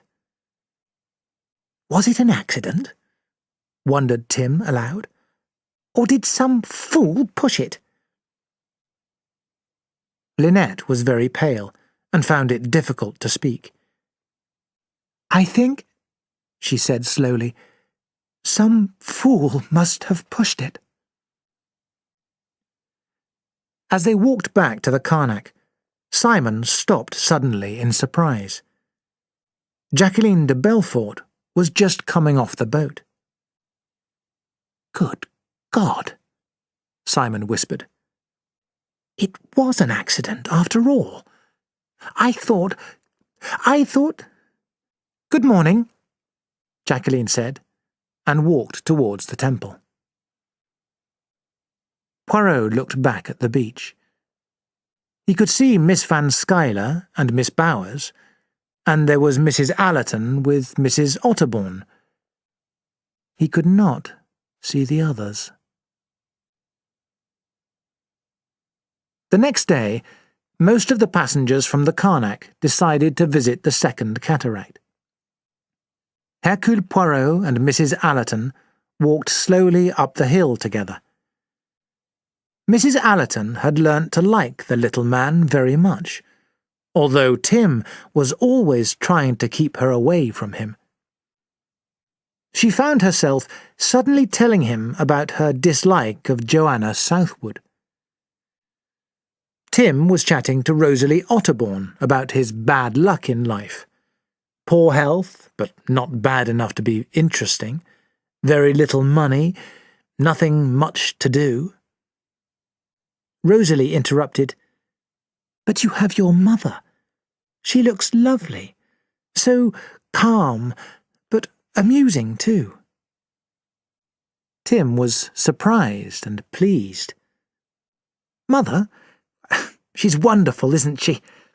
It's nice of you to see it." He was embarrassed that he couldn't say anything nice about her mother. Miss Van Schuyler had stayed on the boat. She was too old for the climb up to the second cataract. She complained about Cornelia to Miss Bowers. "She rushed away without a word to me, and I saw her talking to that very unpleasant young man, Ferguson." Miss Bowers looked at the group as they walked down the hill. "Miss Robson is with Dr. Bessner now." Miss Van Schuyler was pleased with this arrangement. She had learned that Dr. Bessner was a well-known, fashionable doctor in Europe. She decided to be polite to him in case she needed his professional services before the journey was over. When the group returned to the Karnak, Lynette cried, "A telegram for me! How nice!" She seized it from the board and opened it. "I don't understand. Potatoes? Beans? Onions? What does it mean, Simon?" Suddenly, an angry voice said, "Excuse me, that telegram is for me." And Signor Richetti took it rudely from her hand. "I am so sorry, Signor Richetti. You see, my name was Ridgway before I married, so—" She smiled at Signor Richetti, but he did not excuse her mistake just because she was pretty. "Names should be read carefully," he said coldly. Lynette turned away. "These Italians are so rude," she said angrily to Simon. The two of them went on shore alone. Poirot, watching from the deck, turned to see Jacqueline de Belfort beside him. Instead of looking amused or evil, she looked ill, as if a fire was burning inside her. "They don't care anymore. I can't hurt them. You are right. I ought not to have come, but I can't go back. I will not allow them to be happy together. I'd rather kill him." She turned suddenly and hurried away.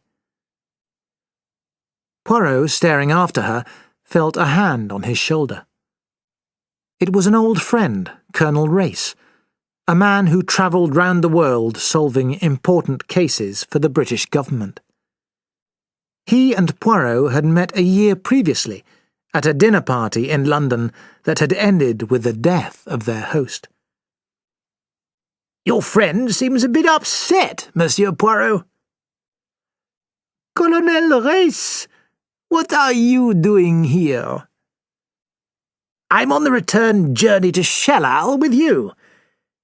I'm interested in one of the Karnak's passengers, but unfortunately I don't know which one," explained Colonel Race rather mysteriously. "There's been a lot of political trouble out here. Violence, murders. Our spies have told us that the cleverest of the leaders, the brains, is on this boat. But we don't have his name or description. Have you got any ideas?" "An idea, but nothing more than that," Poirot said thoughtfully. Race knew that Poirot never spoke unless he was sure. Poirot rubbed his nose and said unhappily, "There is something else happening on this boat that is causing me much concern." "Tell me about it," Race said with interest. "Think about this," said Poirot. "A has wronged B. B desires revenge and threatens A. Both women are on this boat." "Don't worry," said Race. "People, especially women, who talk about what they are going to do, don't usually do it. Anything else?" "Yesterday, A had a very close escape from death. The kind of death that might conveniently be called an accident." "Arranged by B?" "No, that is the point. B did not do it. It was not possible." "Then it was an accident. Coincidences do happen." "I suppose so," agreed Poirot, "but I do not like such accidents." "Is A particularly unpleasant person?" asked Race. "Absolutely not. A is a charming, rich, and beautiful young lady. And if I am right, and I am constantly in the habit of being right, then there is a matter for serious concern. And now you tell me there is a man on the Karnak who kills." "He doesn't usually kill charming young ladies." "Today I advised A, Madame Doyle, to take another route and not to return on this boat," said Poirot. "But she and her husband would not agree. I pray to heaven that we may arrive at Shellal without disaster. But I, Hercule Poirot, I am afraid." On the following evening, the Karnak stopped at Abu Simbel, giving the passengers the opportunity for a second visit to the temple. "There's so much to see," Cornelia Robson said excitedly to Mr. Ferguson. "I wish Dr. Bessner was here. He'd explain it all to me." "How can you like that boring old fool? And that old woman, she treats you like a dog. You're as good as they are."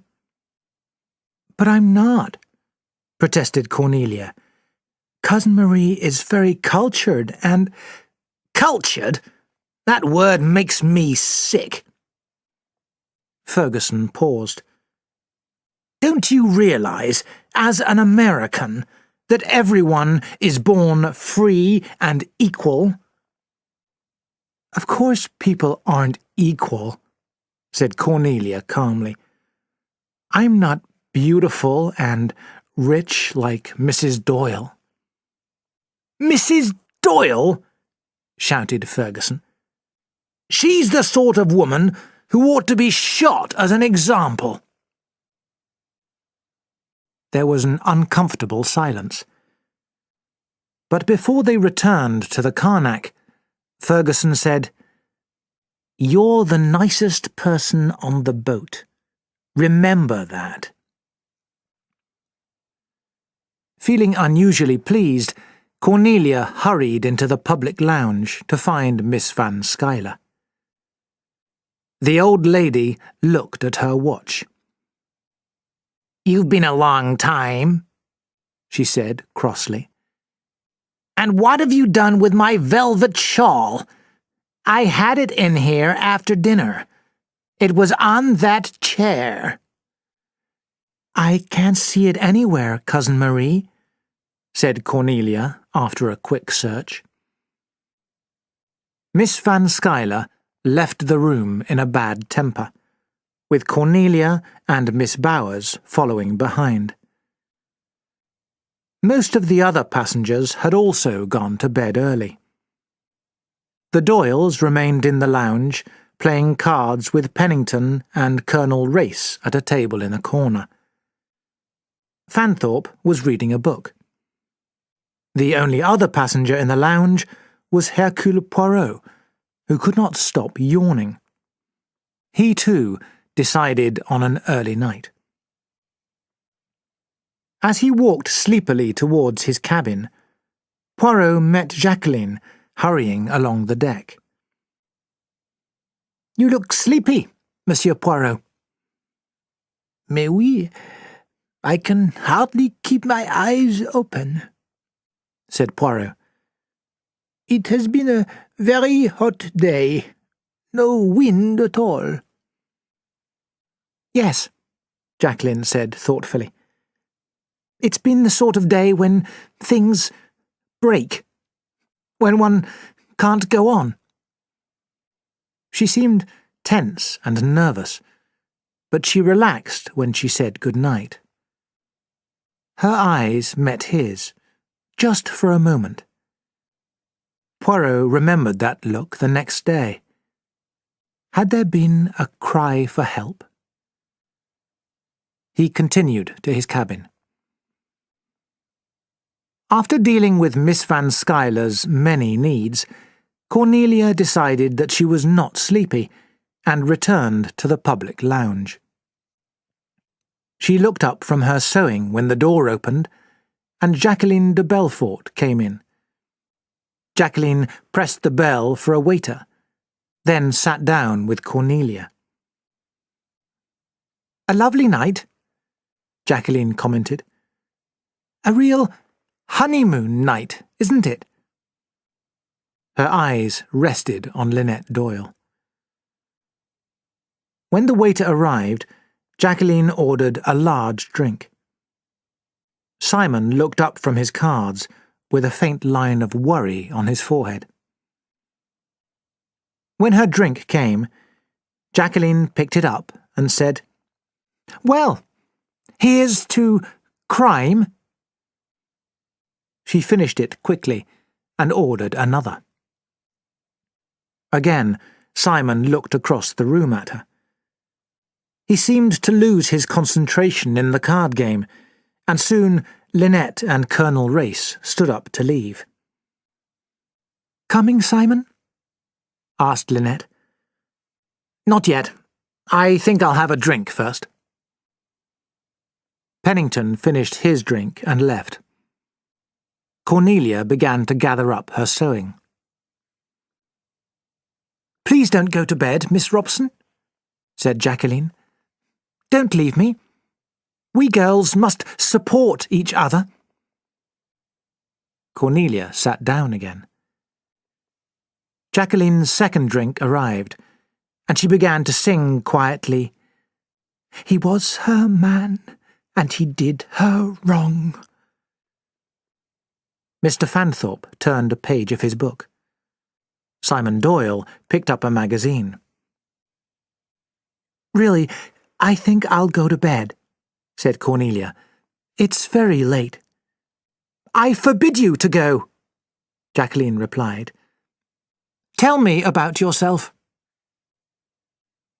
Cornelia was confused. Obviously, Jacqueline was drinking too much. But there was something else. Jacqueline was talking to her, was looking at her, but it seemed that the words she said were meant for someone else. But Cornelia did as requested and began telling Jacqueline every detail of her life. Again, she sensed that Jacqueline was listening to something else, or perhaps for something else. Then Jacqueline turned her head and spoke to Simon Doyle. "Ring the bell, Simon. I want another drink." "It's late, and you've had enough to drink, Jackie." Jacqueline laughed. "Simon's afraid I'm going to tell you the story of my life," she said to Cornelia. "He treated me rather badly, didn't you, Simon?" Cornelia was deeply embarrassed, but also pleasantly excited. What an angry look Simon Doyle had on his face. "You're drunk," he said. "You're making a fool of yourself." Cornelia began to stand up. "I really must. It's so late." "No! Stay and listen. He's embarrassed. He wants me to behave well, don't you, Simon? But I'm going to talk. A lot." Jim Fanthorpe carefully shut his book, yawned, looked at his watch, and left the room. A very British performance. Jacqueline stared at Simon. "I told you," she said, "that I'd kill you before I'd let you go to another woman. You don't think I meant that? You're wrong. I've only been waiting. You're mine. Do you hear?" Simon remained silent. Jacqueline reached into her handbag and then leant forward with something shiny in her hand. "I'll shoot you like a dog, like the dirty dog you are." Simon jumped to his feet, but at the same moment, Jacqueline fired the gun. Simon fell, twisted across a chair. Cornelia screamed and rushed to the door. Jim Fanthorpe was outside on the deck. "Mr. Fanthorpe!" Cornelia cried. "Oh, she's shot him!" Simon Doyle still lay across the chair. Jacqueline stood staring at the blood on his trouser leg, where he was holding a handkerchief to the wound. "I didn't mean... Oh my God, I didn't really mean..." The pistol dropped from her nervous fingers to the floor. She kicked it away, and it slid under one of the sofas. Simon whispered, "Fanthorpe, there's someone coming. Say it's all right. An accident. Something." Fanthorpe spoke quickly to the waiter, who was hurrying through the door. "All right. Everything's all right. Just a bit of fun." The Nubian left again. Jacqueline began crying uncontrollably. "Oh, God, I want to die. Oh, what have I done? What have I done?" Simon's face was twisted with pain. "Take her to her cabin, Fanthorpe. Miss Robson, get that hospital nurse of yours to look after her. Don't leave her alone. Then bring old Bessner here. And please, don't let any news of this get to my wife." Fanthorpe and Cornelia soon had Jacqueline back in her cabin, but she would not calm down. I'll kill myself. Oh, Simon, Simon. Fanthorpe said to Cornelia, "Find Miss Bowers. I'll stay with her." Simon could bleed to death, Jacqueline cried. I must help him. Let me go. Fanthorpe held her by her shoulders. "Quietly, quietly. You must stay here. He'll be all right." Very soon Cornelia returned with Miss Bowers, who immediately took charge of the situation. Some minutes later, Fanthorpe managed to wake the heavily sleeping Dr. Bessner, and the two men hurried back to the lounge. Simon, grey-faced, had his head against an open window, breathing in the cool night air. The handkerchief now lay in a pool of blood on the floor. The doctor examined Simon's leg and said, Yes, it is bad. The bone is broken, and he has lost a lot of blood. Mr. Fanthorpe, you and I must carry him to my cabin. He cannot walk. There, Dr. Bessner took care of Simon's bullet wound and then gave him something to help him sleep. What should we do about your wife? He asked. Simon said weakly, She needn't know until morning. And you mustn't blame Jackie. I treated her badly. She didn't know what she was doing. Someone ought to stay with her. She might hurt herself. It's all right, Mr. Doyle, said Fanthorpe. Miss Bowers is going to stay with her all night. Simon relaxed, then opened his eyes again. Fanthorpe, he called. The pistol. Ought not to leave it lying about. Fanthorpe understood. Quite right. I'll go and get it now. 3 minutes later, he was back at Bessner's cabin. He spoke quietly to the doctor. I can't find that pistol.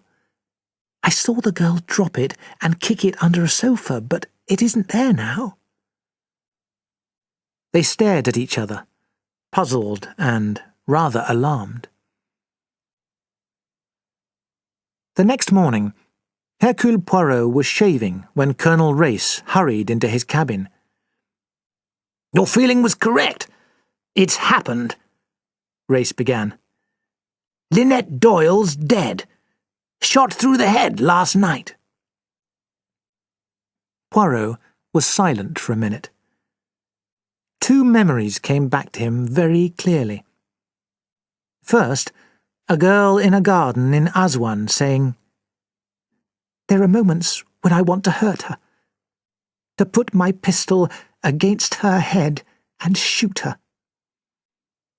And the same voice saying more recently, Yes, it's been the sort of day when things break, when one can't go on. Why had he not answered her cry for help?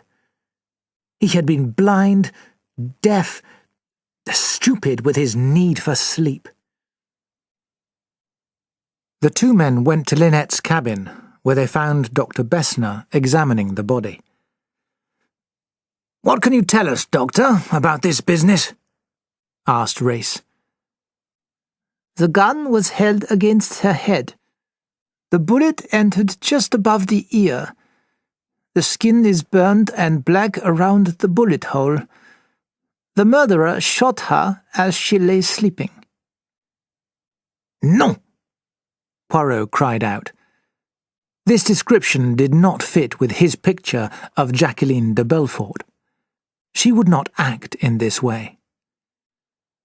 Then Poirot looked up and saw a big, shaky letter J written in a brownish-red colour on the white wall next to Lynette's bed. He lifted the dead girl's right hand and found the same brownish-red colour on one of her fingers. "What do you think of that?" asked Race. It is very simple, is it not? Madame Doyle is dying. She wishes to name her killer, and so she writes with her finger, using her own blood, the first letter of her murderer's name. It has often been done in crime novels. It makes me think that our murderer is old-fashioned." "What does J stand for?" asked Race. Poirot answered immediately. J is for Jacqueline de Belfort, a young lady who has a pistol and who told me less than a week ago that she would like to shoot Madame Doyle. Bessner said, "We will have to remove the bullet to be certain about the gun." "What about the time of death?"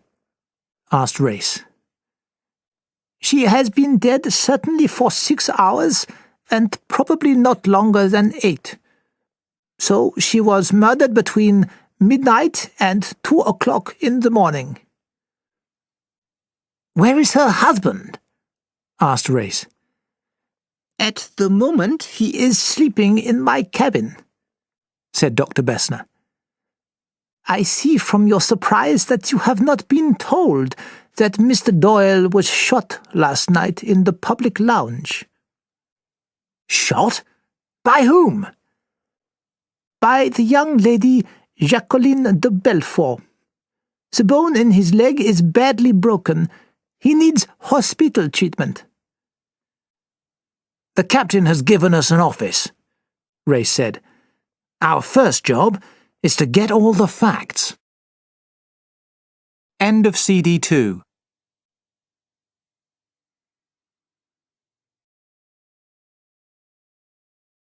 CD 3. Chapter 4. Everyone is a suspect. In the office, Colonel Race and Poirot began their inquiry. First, they listened to Dr. Bessner's thorough report of the previous night. Race said, "It seems clear enough. The girl got excited, helped by a drink or two, and finally shot Simon Doyle. Then she went along to Lynette Doyle's cabin and shot her too." "No, I do not think that was possible," Bessner interrupted. "First, she was never alone after she shot Mr. Doyle. And second, why would she write the first letter of her own name on the wall?" "It would not be her style," agreed Poirot. "But perhaps someone else wanted to direct our attention to her. Who discovered the crime?" "Mrs. Doyle's maid, Louise Bourget. She went to call Mrs. Doyle as usual, found her dead, came out of the cabin and fainted. The captain was called, and then he came to me," reported Race. "Doyle's got to be told. You say he's asleep still?" "Yes, in my cabin," Bessner said. "I gave him a strong sleeping drug last night." "Thank you, Doctor," said Race. "I don't think we need to keep you longer. We'll begin to question the other passengers." As they waited for Fanthorpe and Miss Robson, witnesses to what had happened to Simon Doyle, Race said, "This is bad. Have you any ideas about this murder?" "My ideas are not in good order," Poirot replied. "We know, you see, that this girl wanted to kill Lynette Doyle." "But would she do it in this way?" asked Race. "Could she?" "She would have the brains for this murder, and the motive, but I doubt if, physically, she could face committing the act. I see, agreed Race. And remember, Bessner also said it was physically impossible. I hope that is true, Poirot said, and paused. I shall be glad if it is, because I am sympathetic to that little one. The door opened. Fanthorpe and Cornelia Robson entered. Race began, I said good night to Mrs. Doyle at her cabin door at 11:20. Who remained in the public lounge after she left? Fanthorpe answered, Doyle was there, and Mr. Belfort, myself, and Miss Robson. That's right, agreed Cornelia. Mr. Pennington went to bed a few minutes after Mrs. Doyle.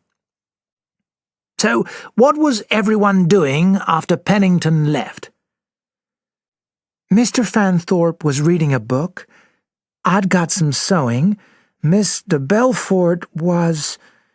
She was drinking quite heavily. Mr. Fanthorpe helped her. And she was talking to me, but I think most of her comments were meant for Mr. Doyle, said Cornelia. He was getting angry, but he kept quiet. I think he hoped she would calm down, but she didn't, and she wouldn't let me leave the lounge. I was getting very uncomfortable with the situation. Then Mr. Fanthorpe left. It was a little embarrassing, so I left quietly, said Fanthorpe. Then she pulled out a pistol, continued Cornelia, and Mr. Doyle jumped up to try and take it from her, and it shot him in the leg. And then she began to cry, and I was frightened to death and ran out after Mr. Fanthorpe. Mr. Doyle wanted to keep everything quiet, so we took Jacqueline to her cabin, and Mr. Fanthorpe stayed with her while I got Miss Bowers. What time was this? Race asked. Cornelia hesitated, but Fanthorpe said, It was about 20 minutes past 12. I know it was actually 12:30 when I finally got to my cabin. Now, let me be quite sure on one or two points, said Poirot. After Madame Doyle left the lounge, did any of the four of you leave it? Fanthorpe answered immediately. No, I'm positive. Neither Doyle, Mr. Belfort, Miss Robson, nor myself left the lounge. So, Mademoiselle de Belfort did not leave the lounge and shoot Madame Doyle before 12:20. Mademoiselle Robson, when you went to fetch Mademoiselle Bowers, was Jacqueline de Belfort alone in her cabin at any time? No, Mr. Fanthorpe stayed with her. She has a perfect alibi. But Monsieur Doyle, you say, was very anxious that she should not be left alone. Was he afraid, do you think, that she was considering another foolish act? That's my opinion, said Fanthorpe. He was afraid she might even try to kill herself. She kept saying she would be better dead. Cornelia said shyly, Mr. Doyle said it was all his fault, that he'd treated her badly. He spoke quite nicely about her. Poirot looked thoughtful. Now, what happened to that pistol? Tell me exactly what happened. Mr. Belfort let the gun fall. Then she kicked it away, and it went under a sofa. Fanthorpe continued, explaining how he had gone back to search for it, but had not been able to find it. So, we arrive at this point. When Mademoiselle de Belfort left the lounge, the pistol was under the sofa. After that, she had no opportunity to return to the lounge for it. What time was it, Monsieur Fanthorpe, when you went back to look for it? Just before 12:30. About 5 minutes after Dr. Bessner and I carried Doyle out of the lounge. In those few minutes, someone, not Mademoiselle de Belfort, took that pistol from under the sofa. It seems very probable that the person who removed it was the murderer of Madame Doyle, and also that this person had heard or seen Mademoiselle de Belfort shoot Doyle. "I don't see how you can know that," objected Fanthorpe. You have told us that the pistol was hidden under the sofa. Therefore, it is hardly possible that it was discovered by accident. It was taken by someone who knew it was there, explained Poirot. Fanthorpe shook his head. "I saw nobody when I went out on the deck just before Mr. Belfort shot Doyle." "But you were outside on the right side of the boat. From that position, one cannot see someone on the opposite side looking through the glass door of the public lounge. Did anyone except the waiter hear the shot?" Poirot asked. "No.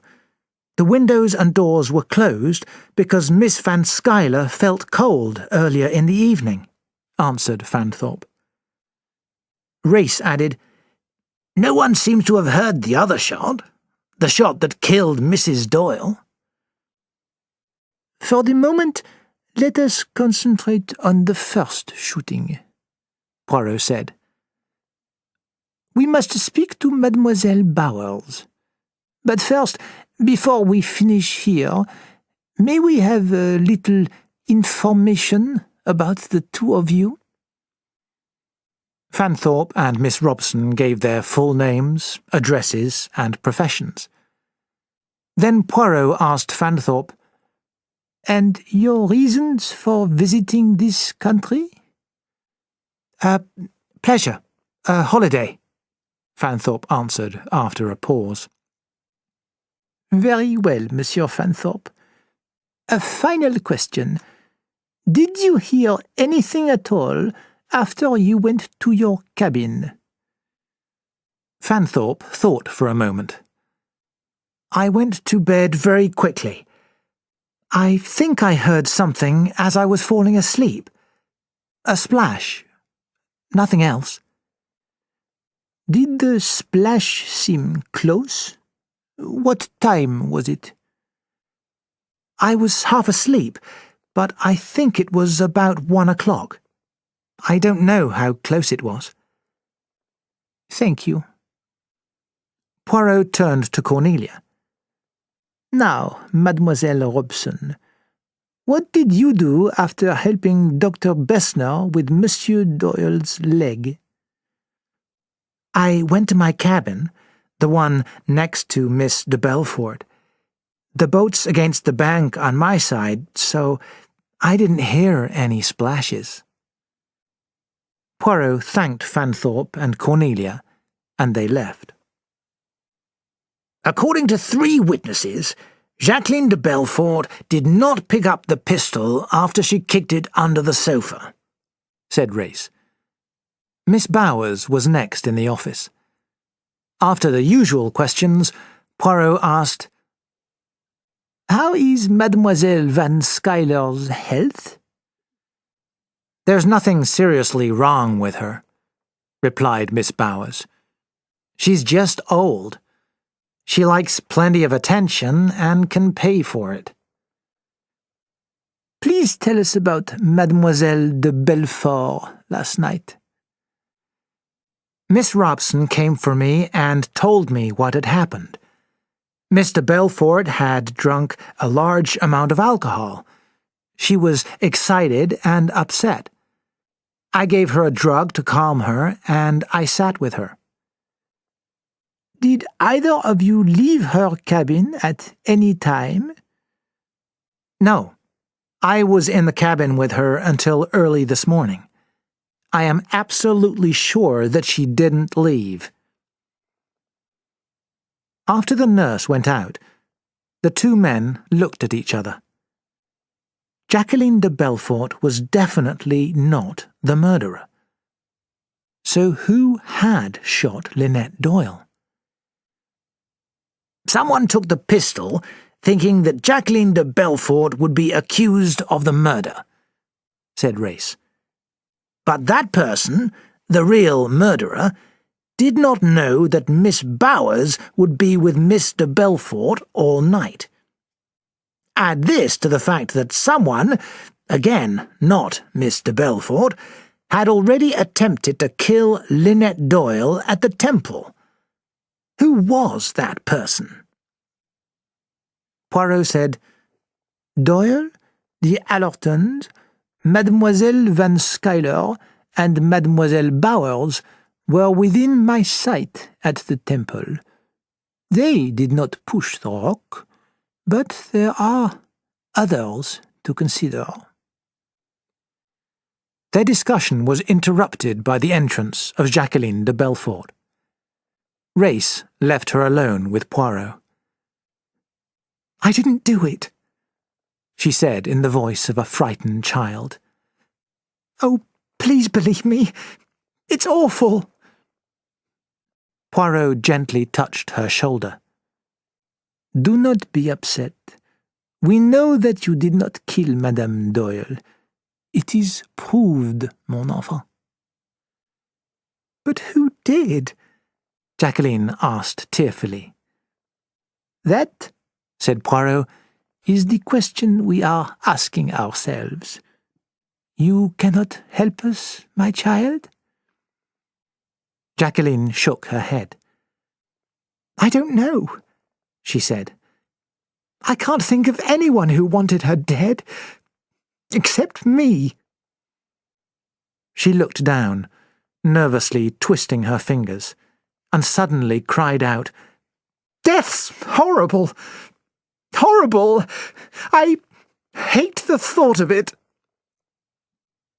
Poirot said, Yes, it is not pleasant, is it, to think that someone is at this moment celebrating his or her success?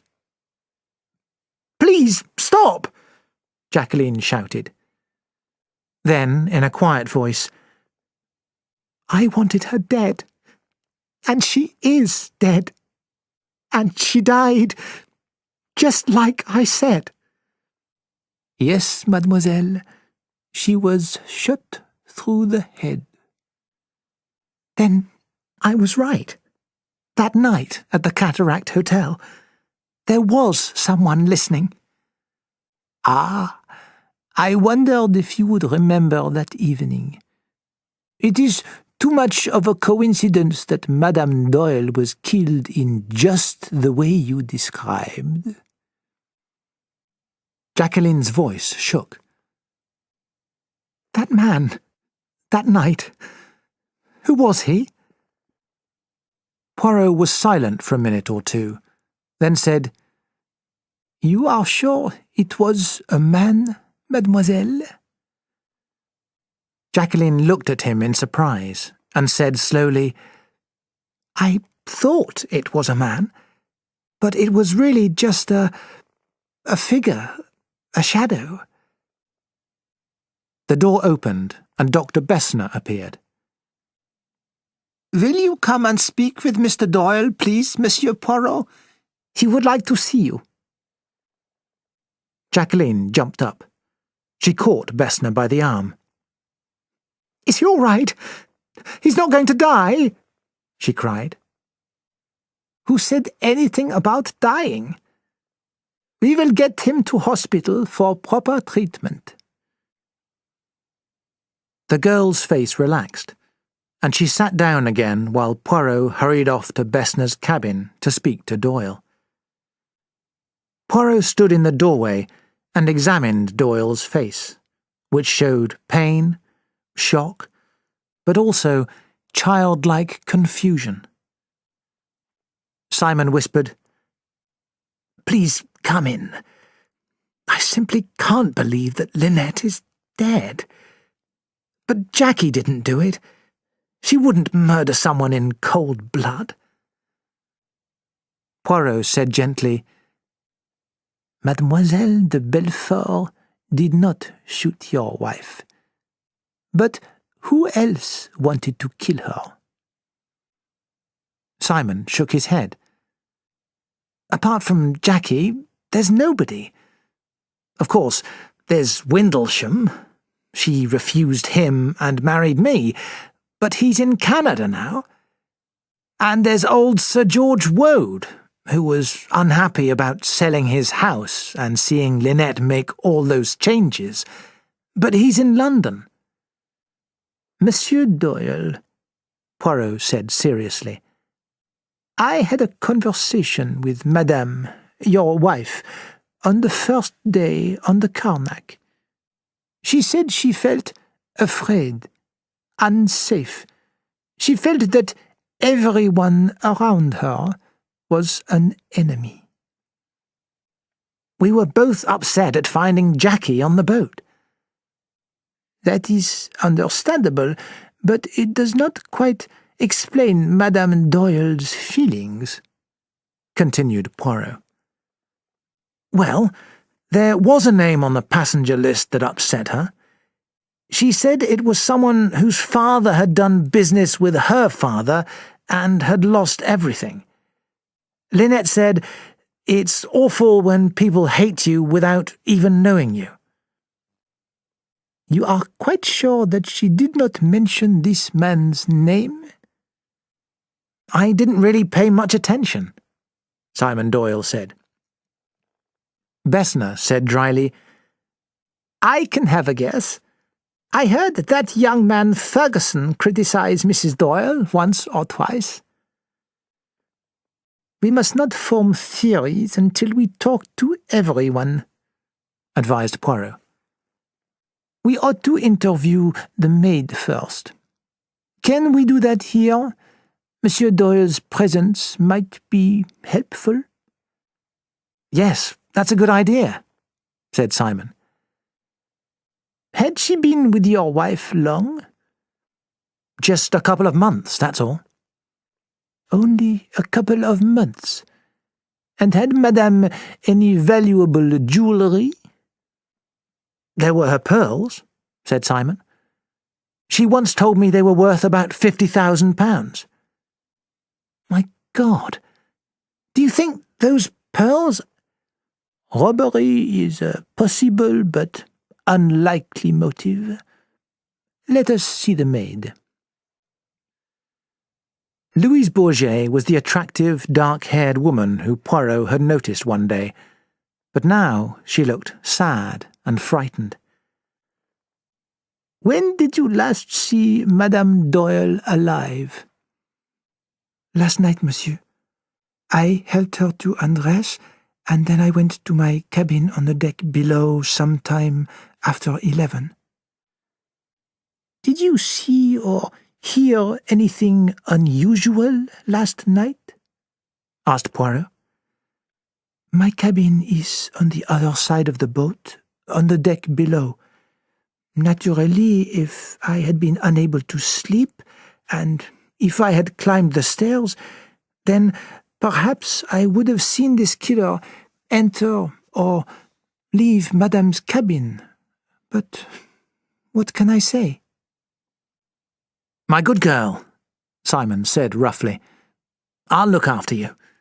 Nobody's accusing you of anything." "And you know of no one on this boat who would want to hurt Madame Doyle?" asked Poirot.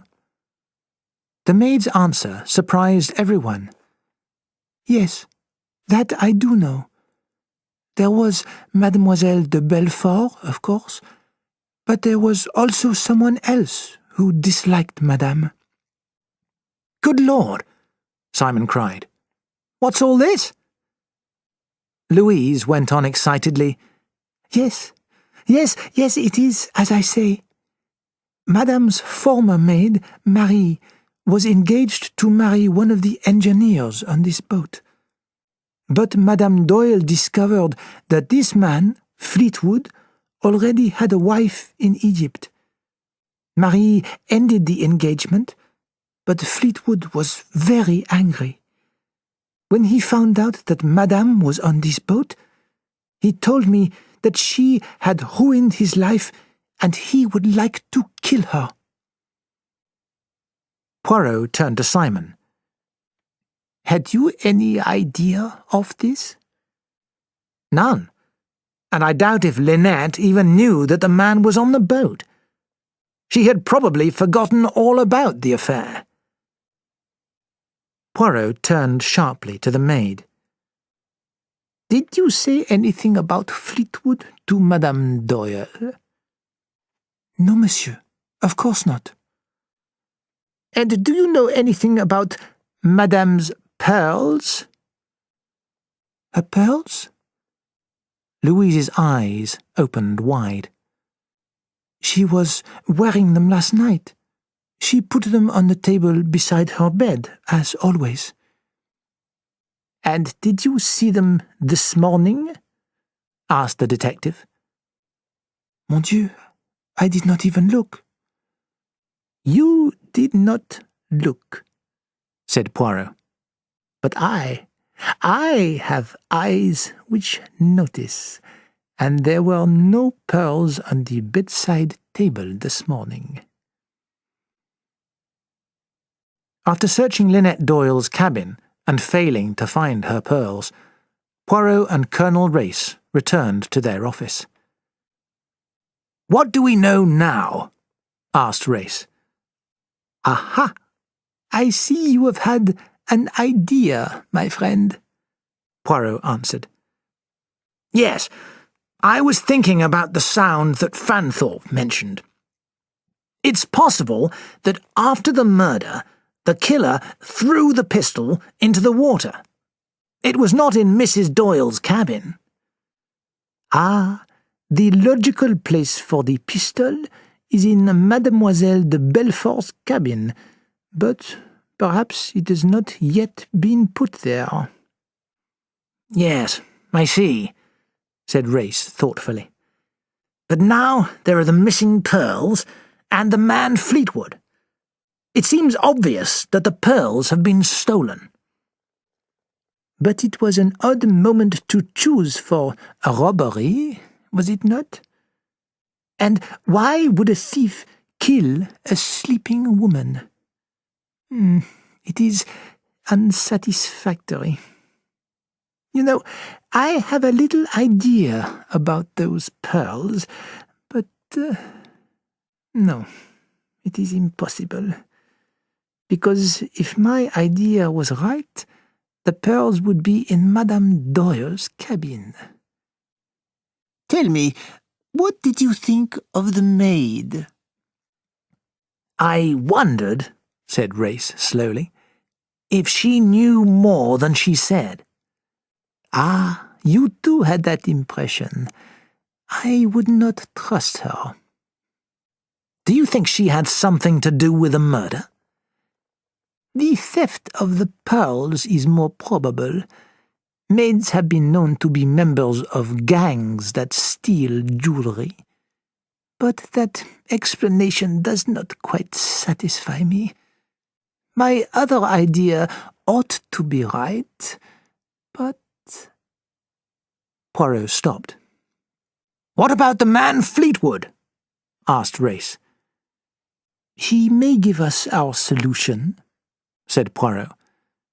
"He had a motive for revenge, and it is possible that he heard the scene between Mademoiselle de Belfort and Monsieur Doyle and removed the pistol from the public lounge without anyone noticing. But that solution seems too simple, too easy." "Any other possibilities?" asked Race. "Plenty, my friend. There is, for example, the American trustee, Pennington. Did he accidentally meet Lynette and Simon Doyle? And accidentally have a number of papers for Lynette to sign? Did he hope that she would sign them without reading them? Had he used her money for his own business? I know that is the way in all detective novels, but it happens, my friend. It happens. I don't doubt it, said Race. But Madame Doyle wanted to read each paper before signing, and then her husband made an important remark. What was that? He says, I sign where they tell me to sign. Pennington saw the importance of that. If the wife died, the new husband would have her fortune, and he would sign anything. Mon cher colonel, I saw the thought pass through Pennington's head. But you've no proof, said Race dryly. I have not. Might young Ferguson be the one whose father was ruined by old Ridgway?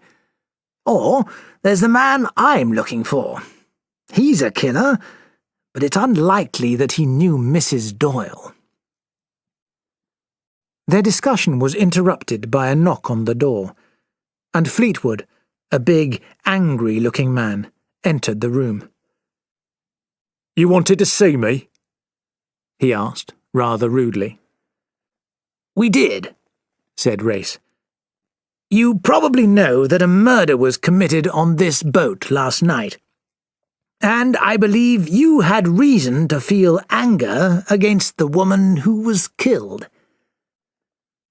A look of alarm appeared in Fleetwood's eyes. Who told you that? He shouted. That lying French girl?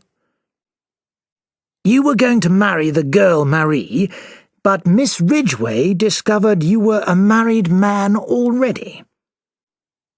What business was it of hers?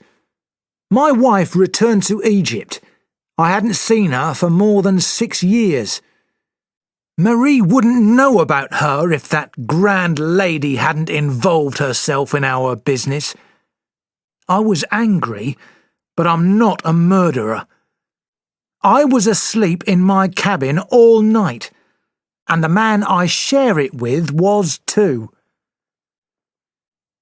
After Fleetwood left, Race and Poirot agreed that he was probably telling the truth, but they would check his alibi. I, too, slept all night, remarked Poirot. Very deeply. I heard nothing at all. Let's hope we have more luck with the people on the right side of the boat, Race said, as Mrs. Allerton arrived, looking quite upset. It's too horrible, she said. That lovely creature, dead. Monsieur Poirot, I'm glad you are on board. If you please, a few questions. You went to bed when? Tim and I went to our cabins early. I went to bed just after 10:30. I fell asleep immediately. And did you hear anything during the night? Mrs. Allerton concentrated. Yes, I think I heard a splash and someone running. I had the idea that someone had fallen in, but it was like a dream. And then I woke up and listened, and everything was quite quiet. Had you actually met Madame Doyle before? Asked Poirot. No, Tim had met her, and I'd heard a lot about her through our cousin, Joanna Southwood. One more question, madame, if you will pardon me for asking. Mrs. Allerton smiled faintly. Of course. Did you or your family ever suffer any financial loss as a result of the business affairs of Madame Doyle's father, Melwish Ridgway? Mrs. Allerton looked very surprised. "Oh, no. We don't have much, but we still have the money my husband left for us." Tim Allerton, too, had gone to bed early and had heard somebody running along the deck and a splash. "A splash? Was it, perhaps, a shot?" asked Poirot. Perhaps it was a shot, or a cork from a bottle. There were loud voices, and I thought someone was having a party. But then everything went quiet, and I fell asleep again. Miss Van Schuyler, who entered the room with an almost poisonous expression of displeasure, was next to be interviewed. Lynette Doyle's cabin lay between Simon Doyle's and hers. "I do not wish to be involved in any way in this very unpleasant affair," she said. Poirot said politely, "Of course, mademoiselle. We wish to free you from unpleasantness as quickly as possible. Just a few questions. First, you went to bed last night at what time?" 10 o'clock is my usual time. Last night I went later because Cornelia Robson, very rudely, kept me waiting. Très bien. Now, what did you hear after you were in bed?" I was awakened by Mrs. Doyle's rather loud maid, who said, "Bonne nuit, madame." Then I went to sleep again until I heard someone in Mrs. Doyle's cabin next door.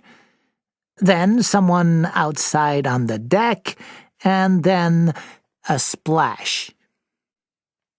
You have no idea what time this was? I can tell you the time exactly. I looked at my little clock, and it was 10 minutes past 1.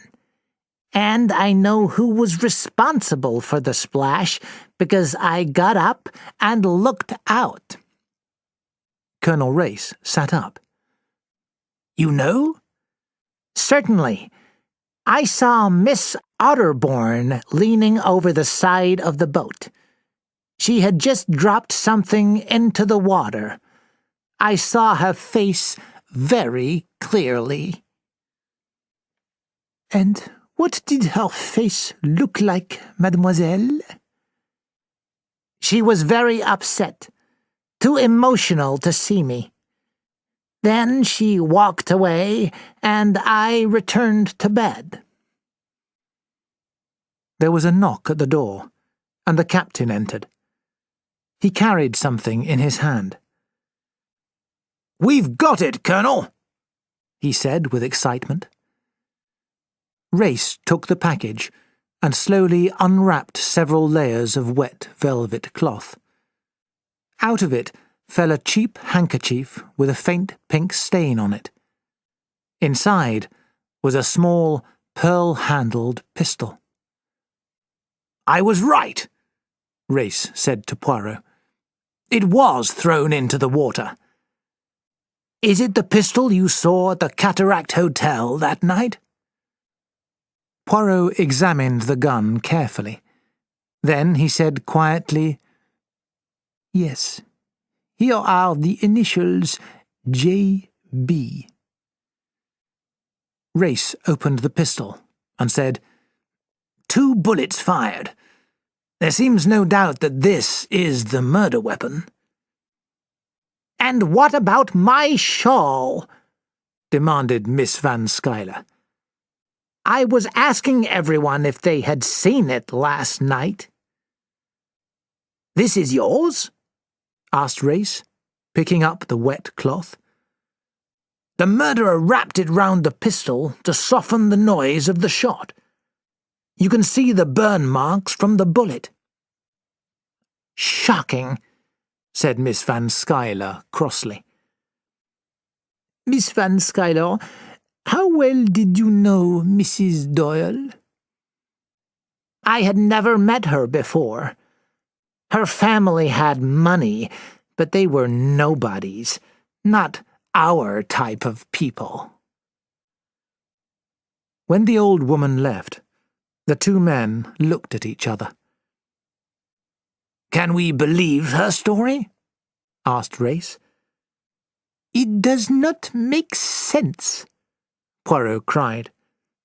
"Someone shot Lynette Doyle and wrote the letter J on the wall. We would expect that person to leave the pistol in Madame Doyle's cabin for someone to find. Therefore, why was the pistol thrown into the water? Why, my friend, why? The series of events is impossible. Something is wrong." "Shall we talk to Rosalie Otterbourne next?" Race suggested. When she arrived, the girl looked unwilling but not nervous. "You know that we are making inquiries about Mrs. Doyle's death. Will you tell me what you did last night?" Race asked. Mother and I went to bed early, before 11. We heard voices outside Dr. Bessner's cabin, but nothing else. "Did you leave your cabin at all last night?" No, definitely not. "Miss Van Schuyler says that she saw you throwing something into the water at 10 minutes past 1.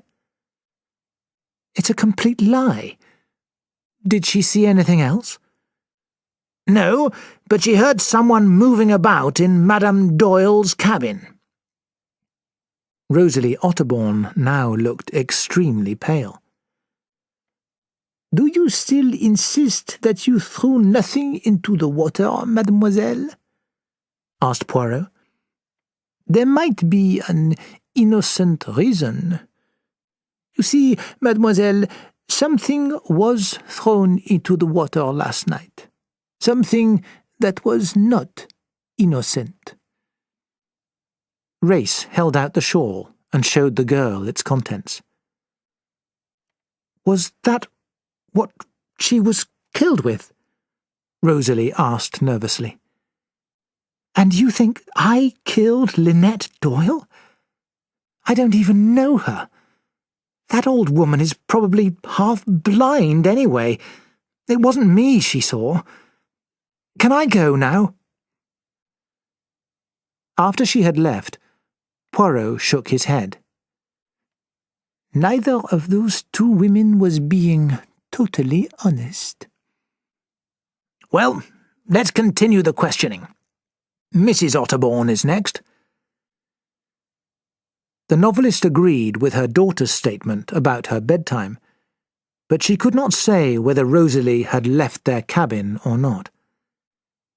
Mrs. Otterbourne, excited by the crime itself, expressed her belief that the motive was about sex and jealousy.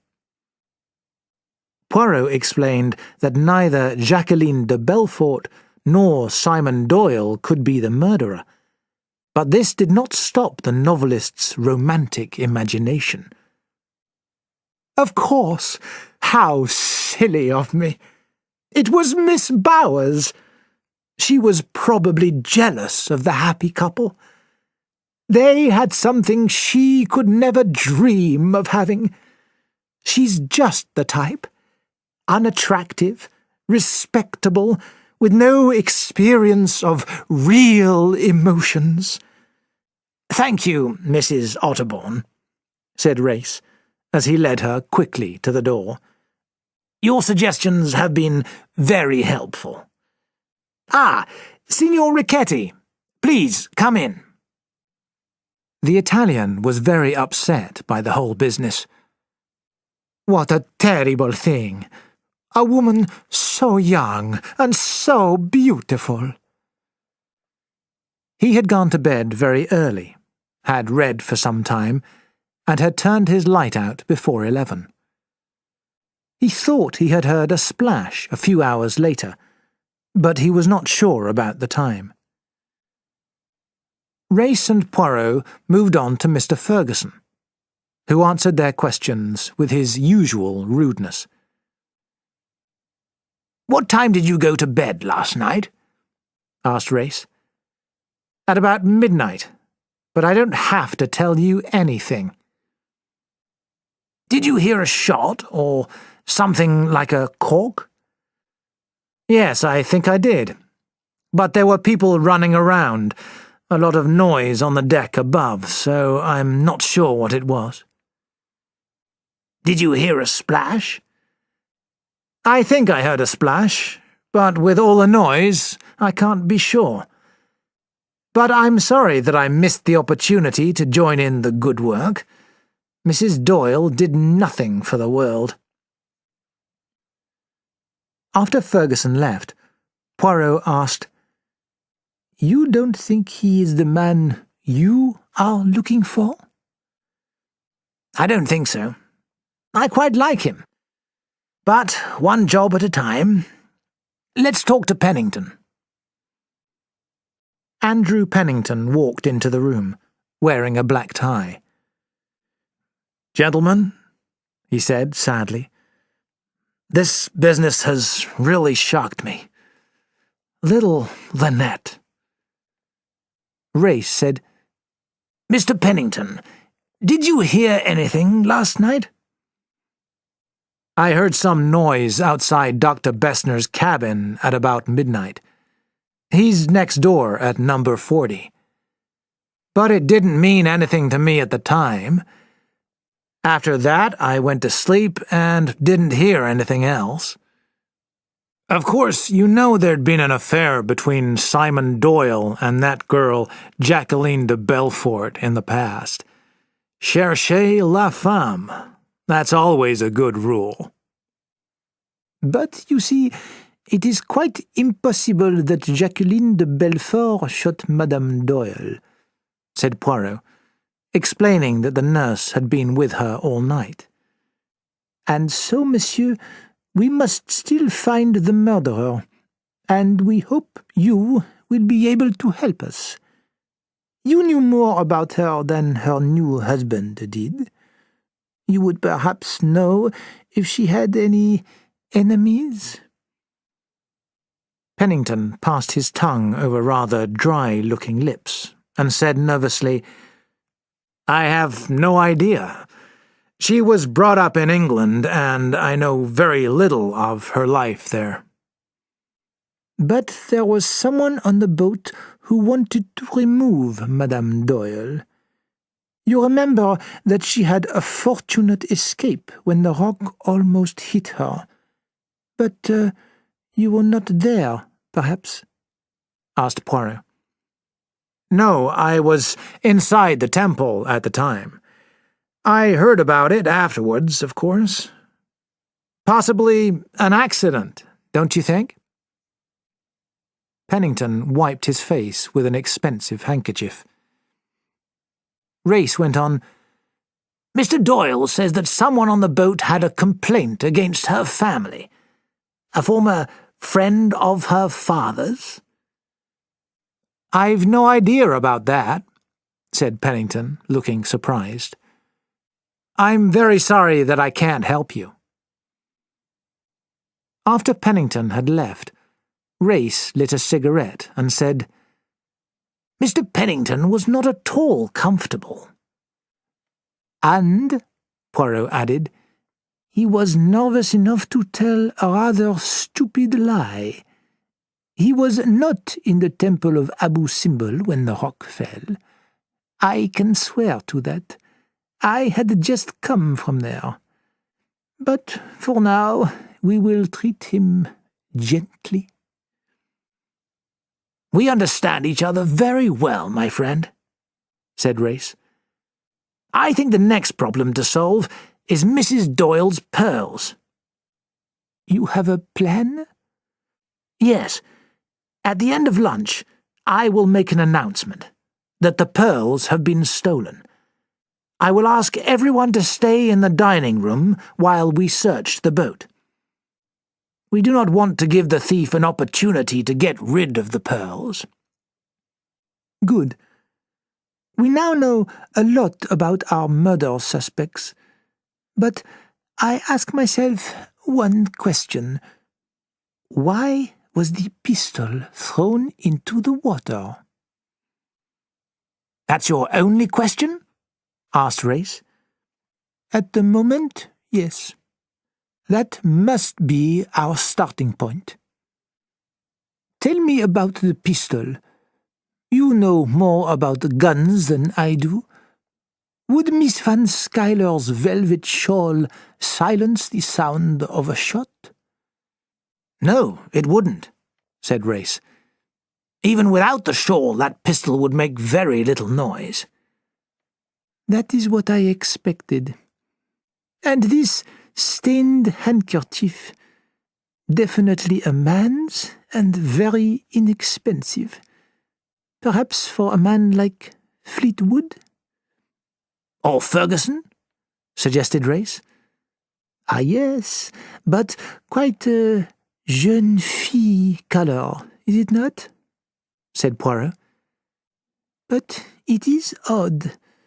Cette pauvre Madame Doyle, lying there so peacefully, with a little hole in her head.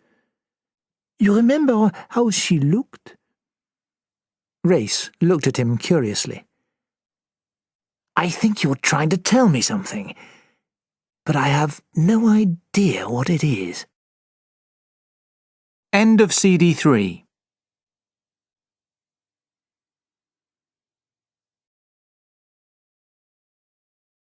CD 4. Chapter 5. The Truth is Discovered. Poirot soon received a call to Simon Doyle's bedside. Monsieur Poirot, would you mind asking Jackie to come here to see me? She's only a child, and I treated her badly, and... Poirot found the girl in the public lounge. She looked surprised by Simon's request, and followed Poirot like a puzzled child. In Dr. Bessner's cabin, she stared at Simon, unable to speak. Jackie, Simon began. I wanted to say... Simon, Jacqueline interrupted. You know I didn't kill Lynette. I was mad last night. Can you forgive me? Your leg, you might never walk again. Jackie, stop worrying and don't exaggerate. The doctors will take care of me when we get to Aswan. I'll be as good as new. Jacqueline rushed forward and knelt by Simon's bed, burying her face and crying softly. Simon seemed embarrassed. As he left Bessner's cabin, Poirot heard Jackie whisper, How could I be such a devil? Oh, Simon, I'm so awfully sorry. Then, outside on the deck, he heard a line of another conversation. Ungrateful daughter! After all I've done for you! Poirot knocked at the door of the Otterbourne's cabin. Rosalie appeared, looking very pale, with dark circles under her eyes. May I have the pleasure of a few minutes' conversation, mademoiselle? They walked along the deck. Well? She asked crossly. Mademoiselle, as a friend, I am very worried about you.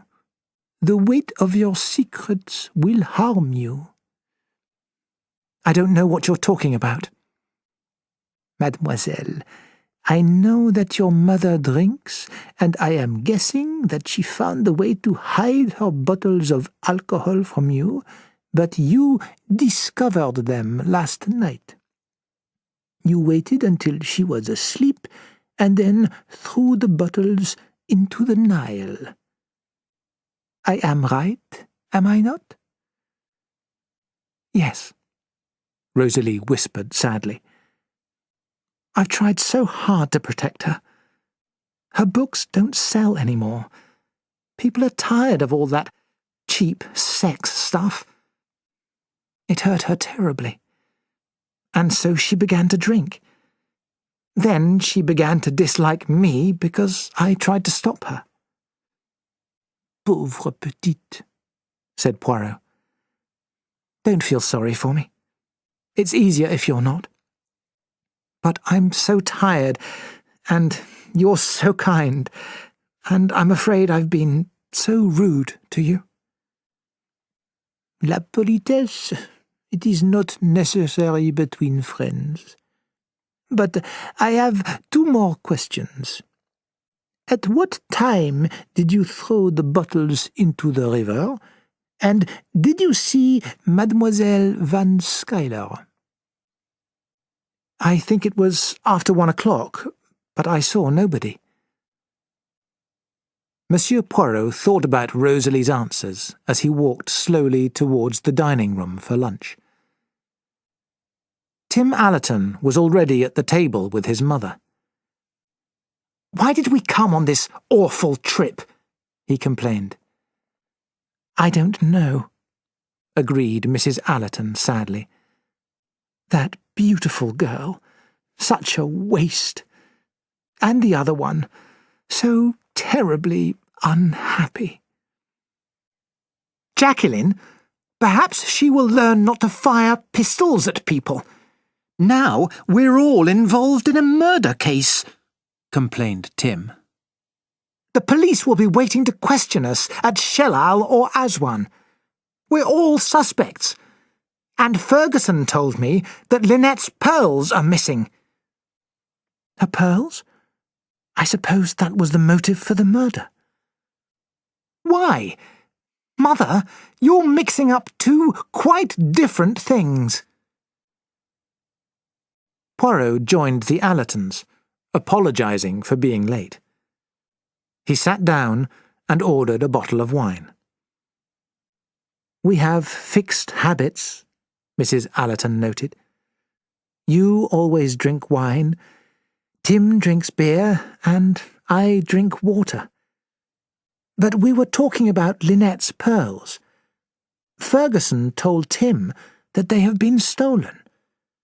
Tim worries that it will mean more unpleasantness for all of us." Poirot turned to Tim and said, "Ah, you have had previous experience, perhaps? You have been in a house where there has been a robbery?" "Never," said Tim. "Oh, yes, darling. You were at the Port Arlingtons when that awful woman's diamonds were stolen," reminded his mother. "Mother, you always get things wrong. I was there when they discovered that the diamonds she was wearing were false. The real ones had probably been stolen months before. Some people even thought she had sold them herself." "Did Joanna suggest that? She knew them quite well." "She wasn't there that weekend, Mother," Tim said quietly.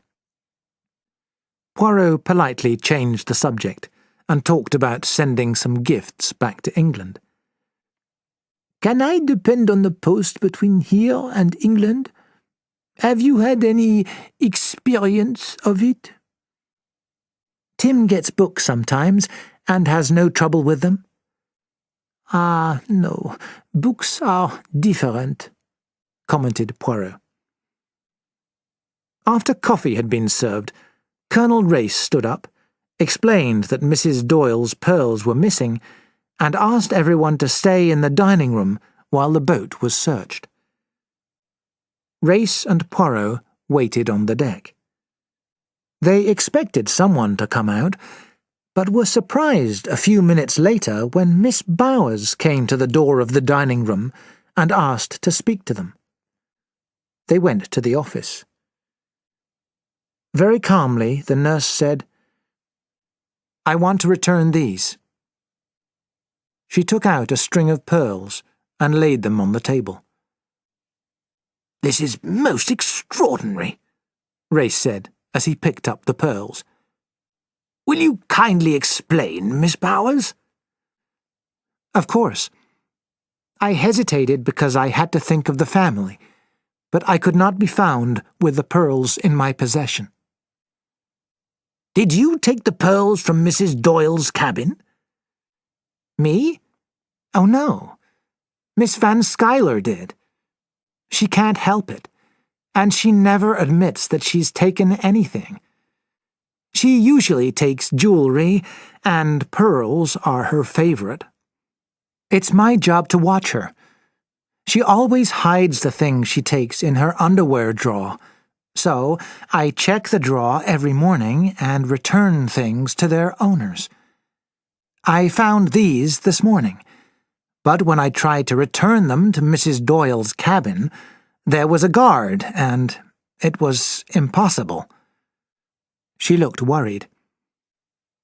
"Thank you for coming to us so quickly," said Poirot. "But please, one more question. Miss Van Schuyler has problems, you say? Is it possible for her to commit murder?" Miss Bower's answer came immediately. "Oh, no, nothing of that kind. The old lady wouldn't hurt a fly." Poirot had a final question. "Is Miss Van Schuyler at all deaf? Do you think, for example, that she could hear someone moving about in the cabin next to hers? In Mrs. Doyle's cabin?" As a matter of fact, she is quite deaf, Monsieur Poirot. I don't think she could hear anything at all. When Miss Bowers had returned to the dining room, Race said, "Miss Van Schuyler must be a suspect now. Did she murder Mrs. Doyle to get the pearls? I doubt it, but—" "I think she did see Rosalie Otterborn, but I don't think she heard anything in Lynette Doyle's cabin. I think she was just watching for her chance to go in and take the pearls." "But if Mrs. Doyle was shot at about 10 minutes past 1, when the boat was very quiet, I am amazed that no one heard the shot. Of course, her husband's cabin was empty, and Miss Van Schuyler is deaf. That leaves only the cabin next to her on the other side of the boat. In other words, Pennington." "I am promising myself the pleasure of asking him a few more questions," said Poirot. "But first, the pearls." Poirot examined the pearls carefully. He held them up to the light. He even bit one of them. Then he threw them on the table. "Another complication, my friend," he said. "These pearls are not real. They are only a clever copy." "Are you positive?" asked Race, picking them up. "Yes, I am certain. I was admiring Madame Doyle's pearls the first evening on the boat. They were beautiful and very real." "Could Miss Bowers and Miss Van Schuyler be clever jewel thieves pretending to be part of a rich American family?" "It is difficult to say, but it would take careful planning and skill to copy Madame Doyle's pearls. It could not be done in a hurry. The person who made the copy had a good opportunity of studying the original." "So now we've got to find the real pearls." Poirot and Race searched the cabins carefully, even their own. Most cabins contained what they had expected, but there were a few surprises. Mr. Ferguson's outer clothing was torn and dirty, but his underwear and handkerchiefs were of very good quality. Tim Allerton's cabin contained several pieces of religious art, including a big wooden rosary. The two men searched both Simon's and Lynette's cabins very carefully, for clues to the theft, but also to the murder. In Lynette's room, Poirot noticed 2 little bottles of fingernail polish. One, labelled Rose, had only a drop or 2 of dark red liquid at the bottom. The other, labelled Cardinal, was nearly full. Poirot opened both bottles, and the smell of pear drops filled the room. "There is something a little curious here," said Poirot. "I must ask the maid." "I wonder where she is," said Race. In Dr. Bessner's cabin, they found Simon Doyle looking feverish and much worse than earlier. He was surprised that they wanted to search Bessner's cabin, but Poirot explained, "Anyone could come into this room and hide something when you are asleep." The next cabin was Pennington's, where they found a case full of legal and business documents. "These seem to be all right," commented Poirot. "Yes," agreed Race. "But perhaps he destroyed any papers that connected him to murder or theft." Poirot lifted a heavy pistol from a drawer, looked at it, and put it back. "It seems that many people still travel with guns." "But Lynette Doyle wasn't shot with something that size." Race paused, and then added, "I have an idea about the murder weapon. Perhaps the murderer left it in Lynette's cabin, and then someone else took it away and threw it into the river." "Yes, but who was that second person? The only other person we know went into the cabin was Mademoiselle Van Schuyler. Would she remove the pistol? For what reason? To protect Jacqueline de Belfort? It does not seem likely." "Perhaps she was worried when she saw her shawl and threw it and its contents into the river," suggested Race. "It is not a satisfactory solution," said Poirot as they left Lynette's cabin. "I must have a few more words with Simon Doyle." "Monsieur Poirot, I'm glad you have returned," Simon said. "I'm perfectly sure that Lynette's pearls were all right yesterday. She loved them. She would recognize a copy." "That is probably true, but the copy was very good. Tell me, did Madame Doyle ever lend the pearls to a friend?" "I hadn't known Lynette very long, but she was generous with her things. Perhaps she let friends wear them sometimes." "She never, for example, lent them to Jacqueline de Belfort?" Simon turned red and tried to sit up, but fell back on the bed. "Jackie is not a thief. I swear she isn't." "I see my suggestion has excited your anger." Poirot remembered a girl's voice by the Nile in Aswan saying, "I love Simon, and he loves me." Perhaps her words were closer to the truth than anything else that Poirot had heard that night.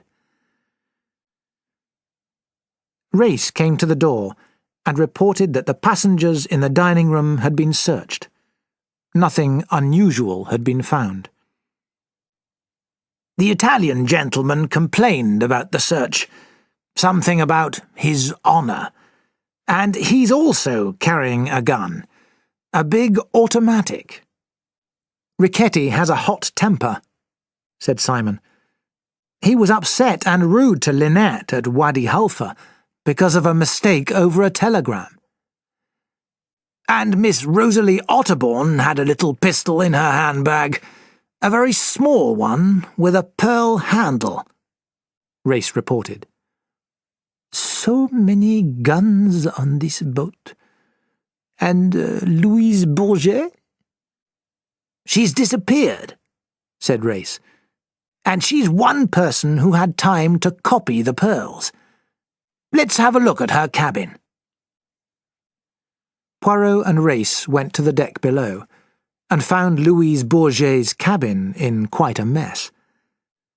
They looked through everything carefully, and then Race's attention was attracted by a shoe that he could see half under the bed. He whistled softly. Qu'est-ce qu'il y a? Asked Poirot. Miss Bourget hasn't disappeared. She's here, under the bed. A knife wound to the heart. Death was immediate, probably about an hour ago. But let's find Bessner. Poirot bent down and picked up the right hand. He removed the corner of £100 note and showed it to Race. Blackmail, said Race. She knew who the murderer was. We have been fools, cried Poirot. She did hear something in the night, came up, and saw the murderer leaving Madame Doyle's cabin. She saw her chance to make a lot of money. But what happened here? The murderer gave her the money and watched her as she counted it. Then he struck, took the money, and escaped, not noticing that one of the notes was torn. We may get him that way, suggested Race doubtfully. No, said Poirot. I think this murderer has courage and intelligence. He will notice the note and throw it away. After examining the body, Dr. Bessner showed Poirot and Race one of his own medical knives. This is the type of knife that killed Mademoiselle Bourget. It is long and thin and very sharp. And none of your knives are missing, Doctor? Asked Race. Of course not. Do you believe that I, with my important patients and my fame, would murder a worthless maid? Race and Poirot left quietly, and Monsieur Poirot turned to the left. He heard laughter coming from Rosalie Otterbourne's cabin, and saw her and Jacqueline de Belfort chatting together. You are talking about scandal, mademoiselle? No, of course not, said Rosalie. We were comparing lipsticks. But Jacqueline had noticed Poirot's serious expression, and asked, Has something happened? What has happened now? You are correct. There has been another death. Watching them carefully, Poirot saw alarm and fear in Rosalie's eyes. Then, as the detective had expected, the girl reacted nervously when he described the murder. He led her out to the deck. Why do you not tell me all the truth, mademoiselle? What do you mean? I told you everything this morning. You did not tell me that you carry a little pistol in your handbag, and you did not tell me all that you saw last night. I haven't got a pistol. Here, look in my handbag.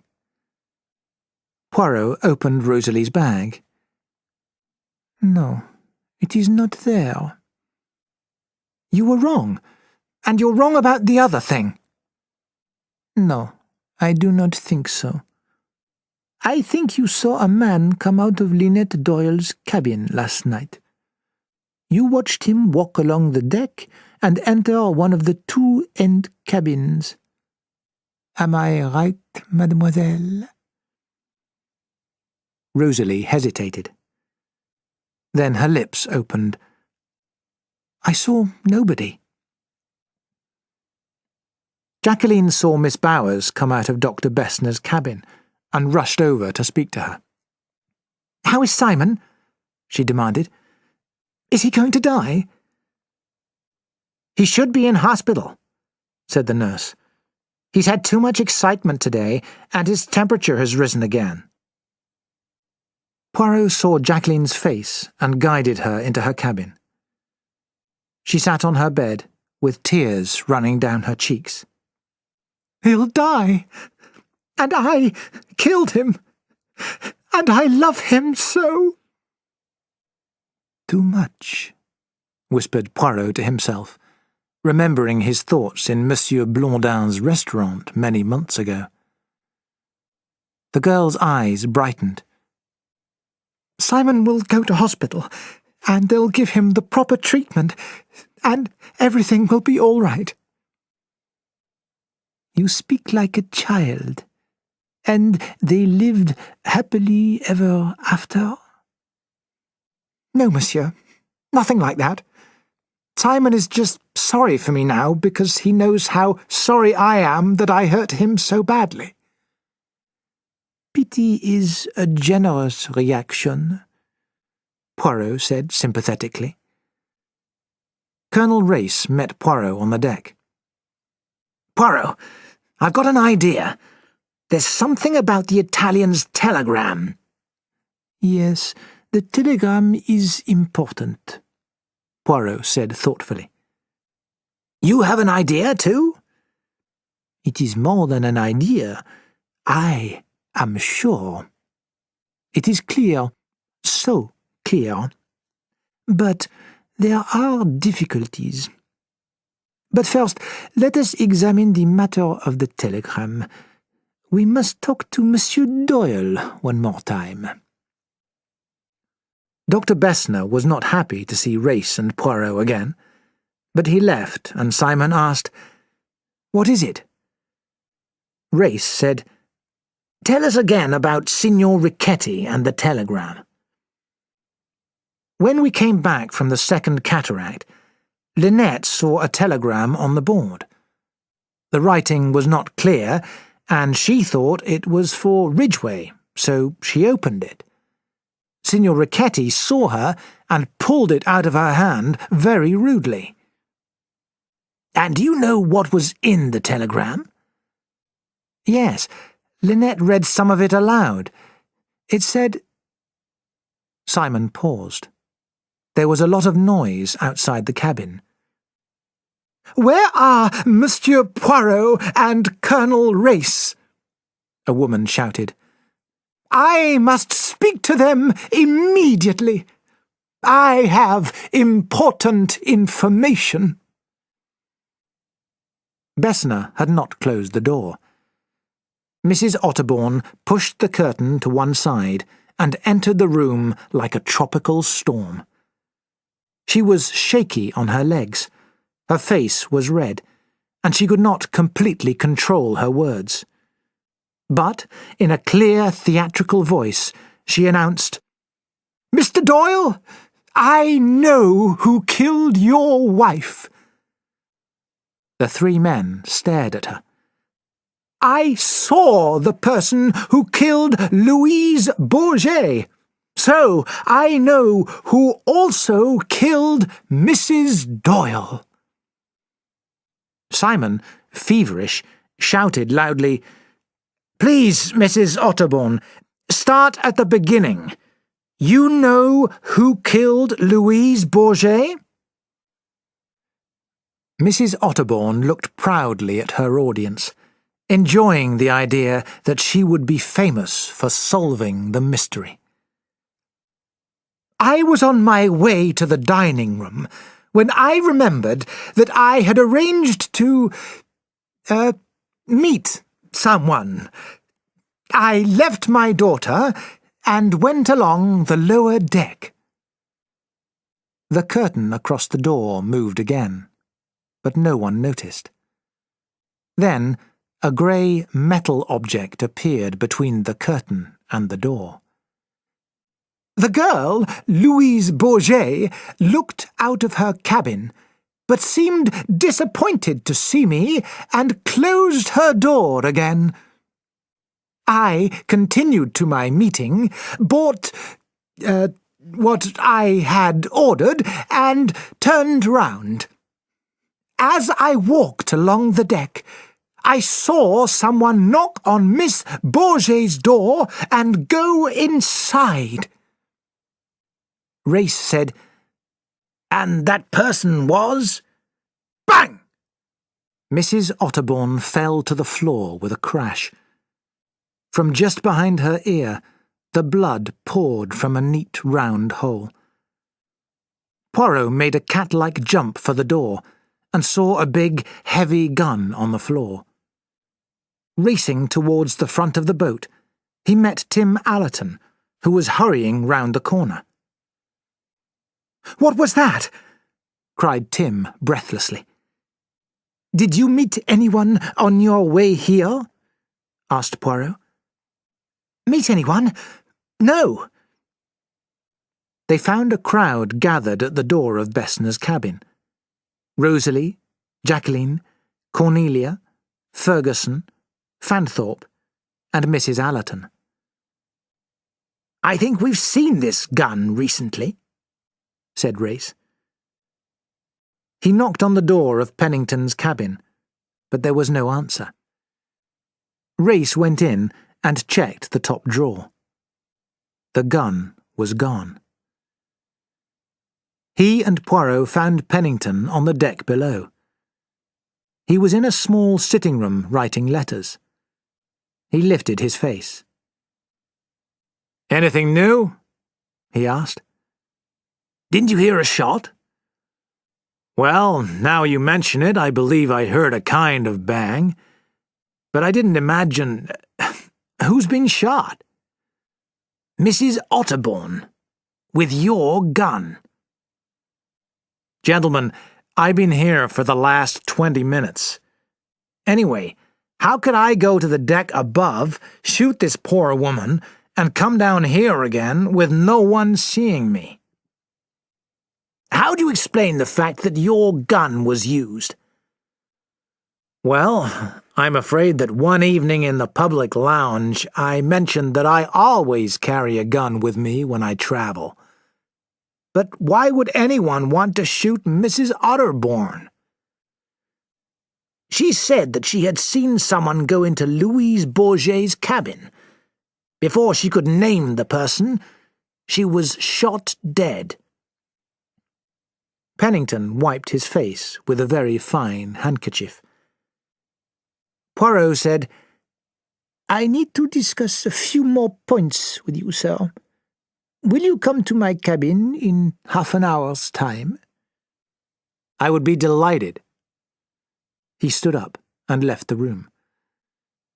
"He didn't look very delighted," Race said.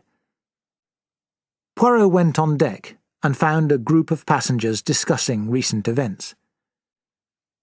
"Monsieur Poirot," began Cornelia, "how did the person who shot Mrs. Otterbourne get away without us seeing him?" "Ah," said Poirot, "we know he didn't go to the left or to the right, but there was one more possibility." Everyone looked confused, and then Jacqueline said, "Of course, he couldn't go up, but he could go down." Poirot smiled. "You have brains, mademoiselle. The murderer could avoid the inside passage by jumping to the deck below." "Amazing. I suppose he'd have to be wonderfully quick," said Cornelia. 3 deaths. It's like living in a bad dream." Ferguson heard her and spoke to her angrily. "It's the future that matters, not the past. Those 3 women were not important. Lynette Doyle and her money, a French maid looking after her needs, a novelist with tired old ideas. I think it's a good thing that they're dead." "You're wrong," Cornelia shouted at him. "Those 3 women were loved by someone. And Lynette Doyle? When anything so beautiful is dead, it's a loss to the whole world." "You're unbelievable," Ferguson said. He turned to Poirot. "Do you know, sir, that Cornelia's father was almost ruined by Mellowish Ridgway? But does she hate his daughter when she meets her? No, she admires her beauty. She forgives everything." "I didn't forgive her immediately," said Cornelia softly. "Daddy was very unhappy when he died.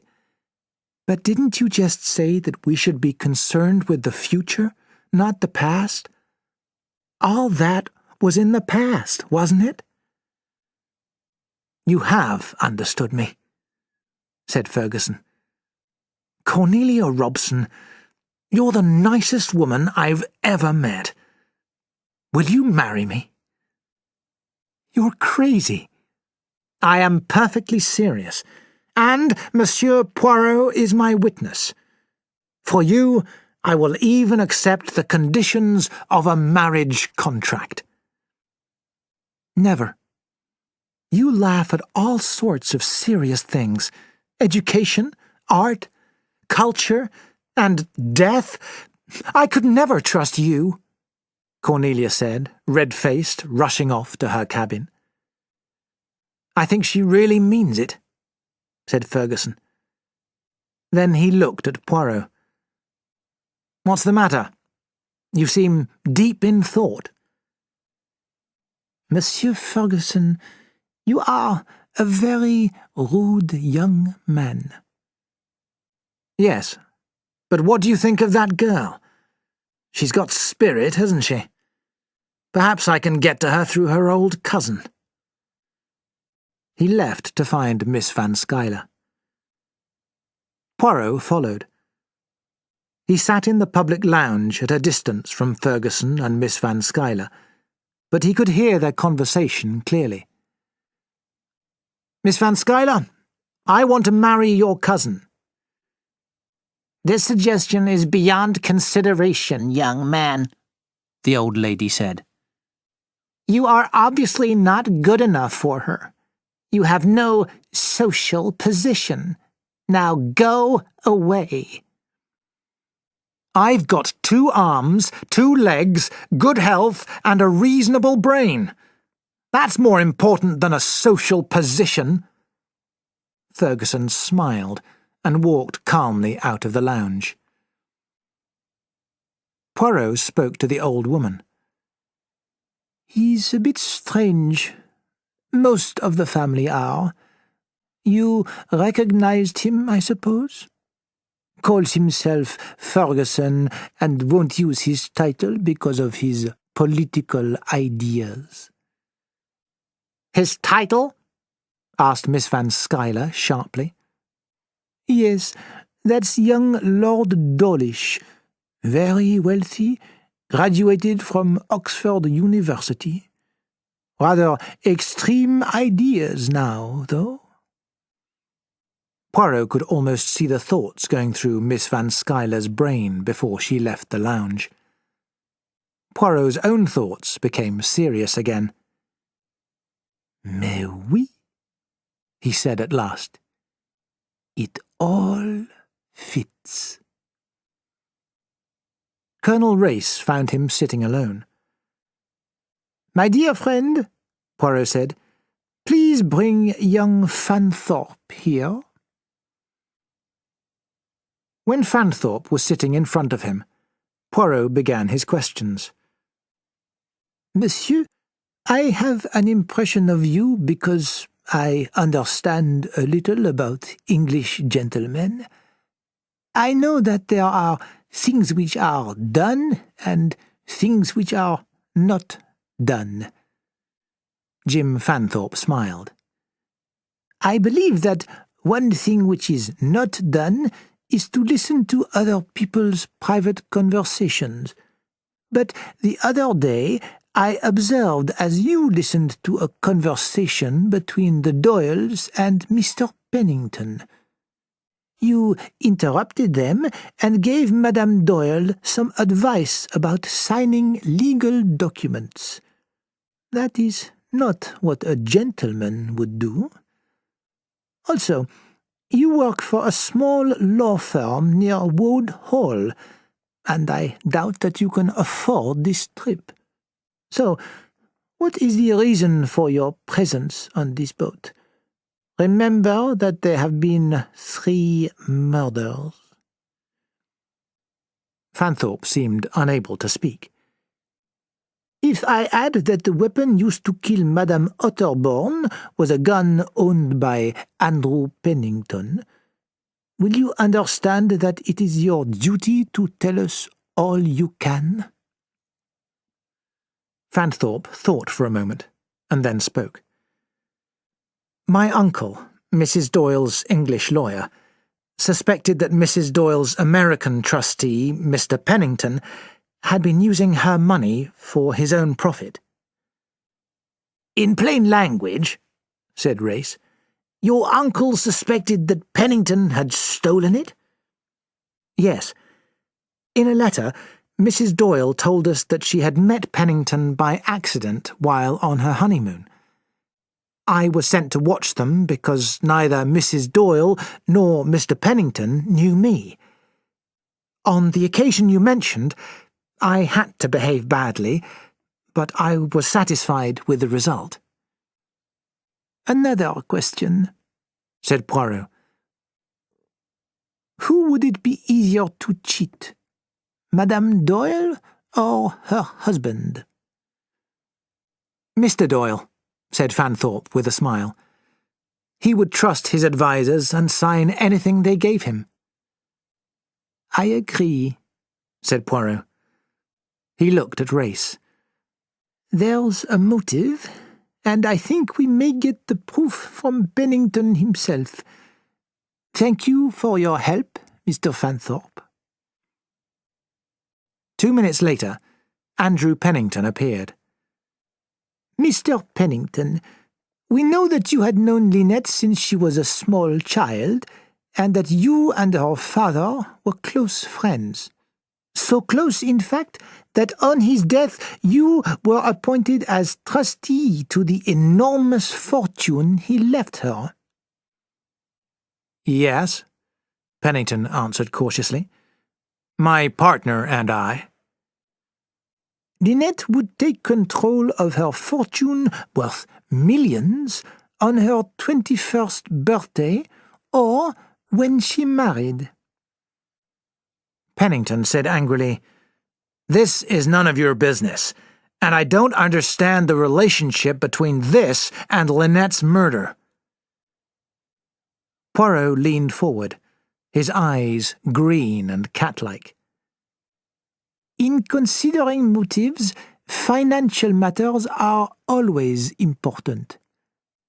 I was wondering if Mademoiselle Ridgway's marriage caused alarm in your office.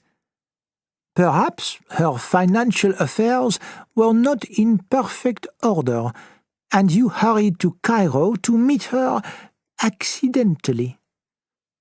That's crazy. I didn't even know that Lynette was married until I met her in Cairo. I was totally surprised. Her letter reached New York after I had departed on the Carmanic. It is strange, said Poirot, that the only recent labels on your luggage of a voyage across the Atlantic are from the Normandy, which, I remember, sailed 2 days after the Carmanic. We've good reason for believing that you received Mrs. Doyle's letter before you left New York, said Race. Pennington sat down. You're too clever for me, gentlemen. But I had my reasons for lying to you. I think Lynette's English lawyers were stealing money from her. I came over to check. But why did you lie about the letter from Mrs. Doyle? Well, I didn't want to turn their honeymoon into a business trip, so I made the meeting accidental. And I didn't know anything about this Doyle. Perhaps he was part of the theft. Poirot leaned forwards. Monsieur, we believe that Lynette Ridgway's unexpected marriage put you in a difficult financial position. You hurried to Cairo to get her signature on some important documents, but you failed. Then, at Abu Simbel, you pushed a large rock down towards her, but you missed your object. Then you had another unexpected opportunity on the return journey. If Madame Doyle were murdered, everyone would suspect Mademoiselle de Belfort. And we know that your gun killed Mrs. Otterborn, who was prepared to tell us the name of the person she believed had killed both women. Are you crazy? I wouldn't gain anything from Lynette's death. Her money goes to her husband. He's the one with a motive. Race said coldly, Doyle was shot that night. He couldn't even stand up without help. He couldn't leave the lounge and kill someone. As you say, Doyle would receive his wife's fortune, but he knows nothing about her financial affairs. He would trust her old advisers. I think you would gain from such circumstances. Are you ready to tell us the truth? Pennington's hands were shaking. But before he left the room, he said, You don't understand. The stock market went mad, but with a little luck, everything will be okay by the end of June. I am innocent, gentlemen. I did not push that rock at Abu Simbel on purpose. It was an accident. And I did not shoot Lynette. Alone again, Race said to Poirot, We got more from Pennington than I expected. We can connect him to the rock and to a motive for Mrs. Doyle's murder. But there's no proof. No proof yet, said Poirot rather mysteriously. But there is my conversation with Mademoiselle de Belfort in the garden at Aswan. Tim Allerton's and Louise Bourget's answers to our questions. 2 bottles of nail polish. My bottle of wine. The shawl. The handkerchief with the pink stain. The deaths of Louise and Mrs. Otterborn. The gun left at the scene of the last murder. One thing is clear. Pennington didn't do it. What? Pennington is clever, and he had the motive. He even tried to murder her. But he is not bold enough. This crime was dangerous and needed courage and speed. And imagination. Race looked at him with the respect one able man gives to another. So, you've solved it? I think so. But there are 1 or 2 things that I must find out. We'll need to speak to Tim Allerton again. Tim Allerton came quickly when he was sent for. At our first meeting, Mr. Allerton, Poirot said seriously, you mentioned Mademoiselle Joanna Southwood. After studying several cases, a friend of mine, a detective at Scotland Yard, has recently connected her with certain jewellery thefts. Mademoiselle Southwood visits her wealthy friends, borrows a piece of jewellery, has it copied, and returns the original.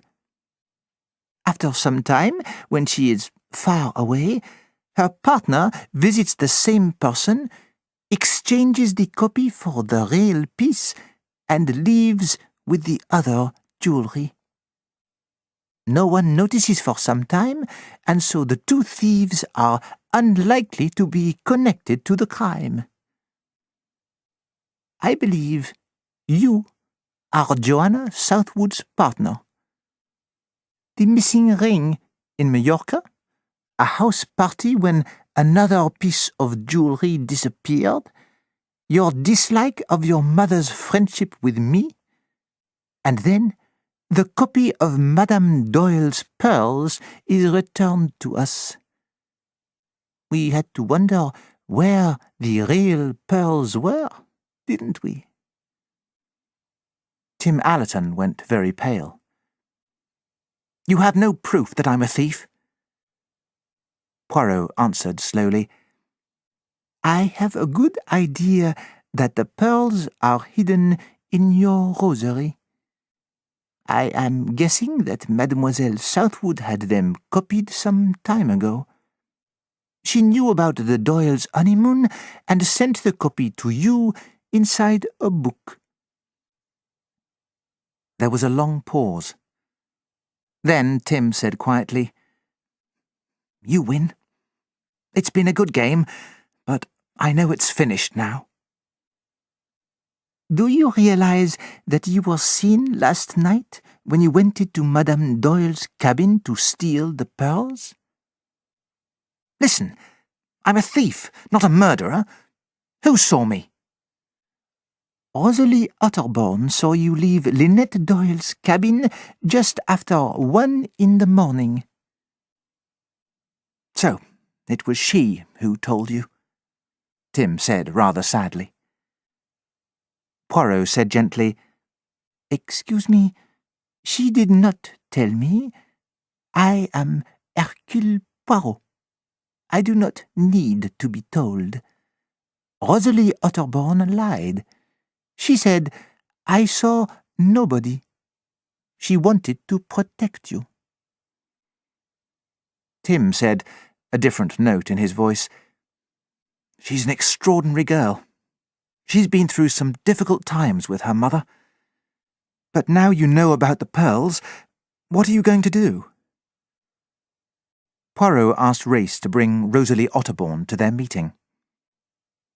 When she arrived, looking anxious, Poirot said, I know that Monsieur Allerton is not the murderer, and if you continue to say you saw nobody last night, there is no case against him. Poirot turned to Tim Allerton. Monsieur Allerton, the copy of Madame Doyle's pearls is in a little box on the table by the door. Perhaps you would like to examine them? Tim got up. He understood what Poirot was saying. Thanks, he said. You won't have to give me another chance. He picked up the little box as he and Rosalie left the room. When he was outside, he opened it, took out the false pearls, and threw them into the Nile. There, he said. They're gone. When I return the box to Poirot, the real string of pearls will be inside. I've been a terrible fool. But why did you do it? How did I start? Tim said. I was bored and lazy, and I enjoyed the risk, I suppose. You'd never steal, would you? No, I don't think so. But I think I understand. You're so lovely. Why didn't you say you'd seen me last night? I thought they might suspect you, and I knew you weren't a murderer. She put out a shy hand and touched his arm. Rosalie, would you... You know what I mean. Or will you always hate me for being a thief? She smiled. I've done things I'm ashamed of, too. But this Joanna, is she special to you? I don't care about Joanna. She's a most unattractive woman. Back in the public lounge, Race was becoming impatient with his friend. Do you know who committed the 3 murders on this boat, or don't you? We know it wasn't Pennington or young Allerton, or, I suppose, Fleetwood. Please tell me who it was.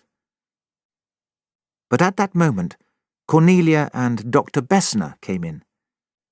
The girl had just heard about her cousin's habit of stealing things, and wanted to be sure that it would remain a secret. "It would destroy the family if people knew," she said. "Dr. Bessner says that there's a wonderful treatment for this condition." "Don't worry," said Race with a humorless smile. "We're very good at keeping secrets." Dr. Bessner, said Poirot, how is your patient? "He is doing well, but still this Mr. Belfort worries about him all day. Why? 1 minute she shoots him, the next she is worried whether he will live or die." He turned to Cornelia. "If you loved a man, you would not shoot him. No, you are sensible." Race interrupted this interesting and affectionate scene. "Since Doyle is all right, can I interview him again? He was telling us about a telegram." "That was very funny. Doyle told me it was a telegram all about vegetables. Potatoes, beans, onions." "My God," Race said. "It's Riquetti. Those words were used in the South African War. Potatoes mean machine guns. Beans mean bombs. Riquetti is a very dangerous man. He's killed more than once, and he'll kill again.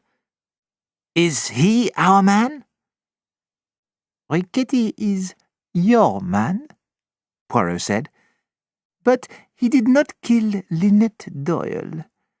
I have half of the proof I need to point to her murderer, but I must wait for the other half." "But aren't you going to tell us?" cried Cornelia. "Mais oui," he said. "I like an audience.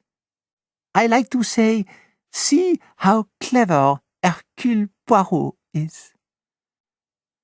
"Well," said Race gently, "how clever is Hercule Poirot?" "At first, I was very stupid.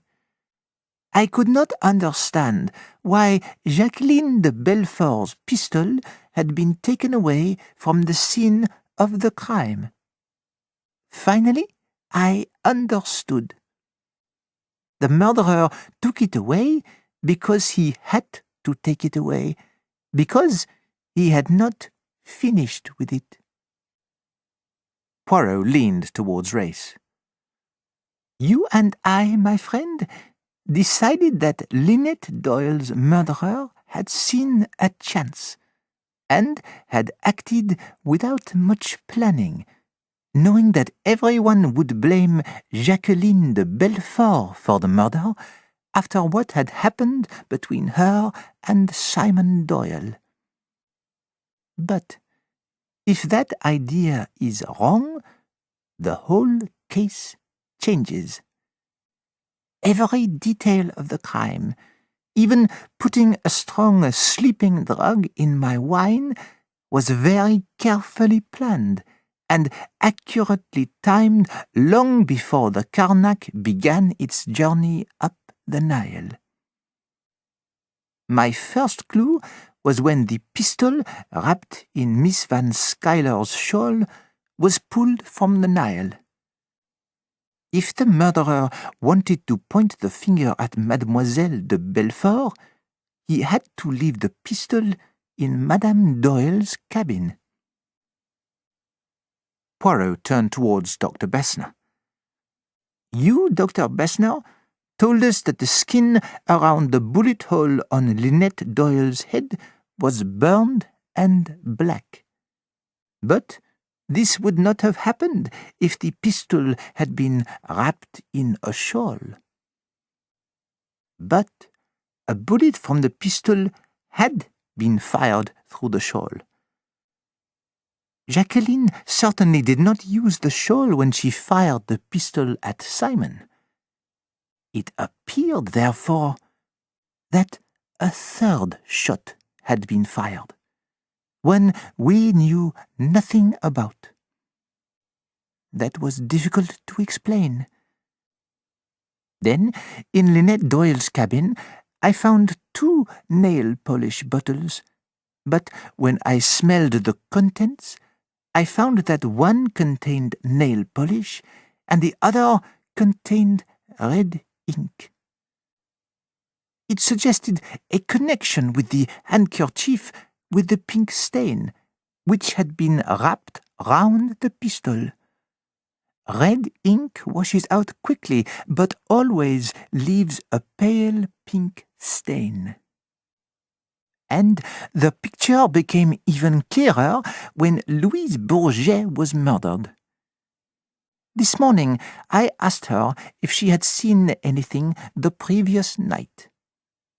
Her answer was unusually long and complicated. What did that tell us?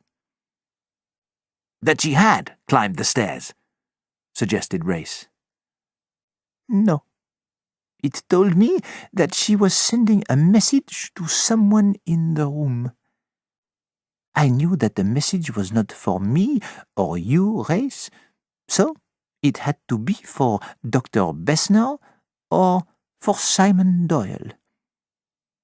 Mademoiselle Bourget could easily speak to you, Dr. Bessner, in private, but this was the only time she could speak to Monsieur Doyle. She wanted him to understand her message and to tell her not to worry. And he did. But Mr. Doyle wasn't in Mrs. Doyle's cabin. It was impossible for him to leave the lounge with the wound to his leg, said Dr. Bessner. Impossible, I know, but he did. It was the only logical meaning to Louise Bourget's words. Then I remembered that there had been 5 minutes when Simon was alone in the lounge before Dr. Bessner arrived. During that time, what do we know about Simon Doyle's injury? 2 people see Mademoiselle de Belfort fire her pistol.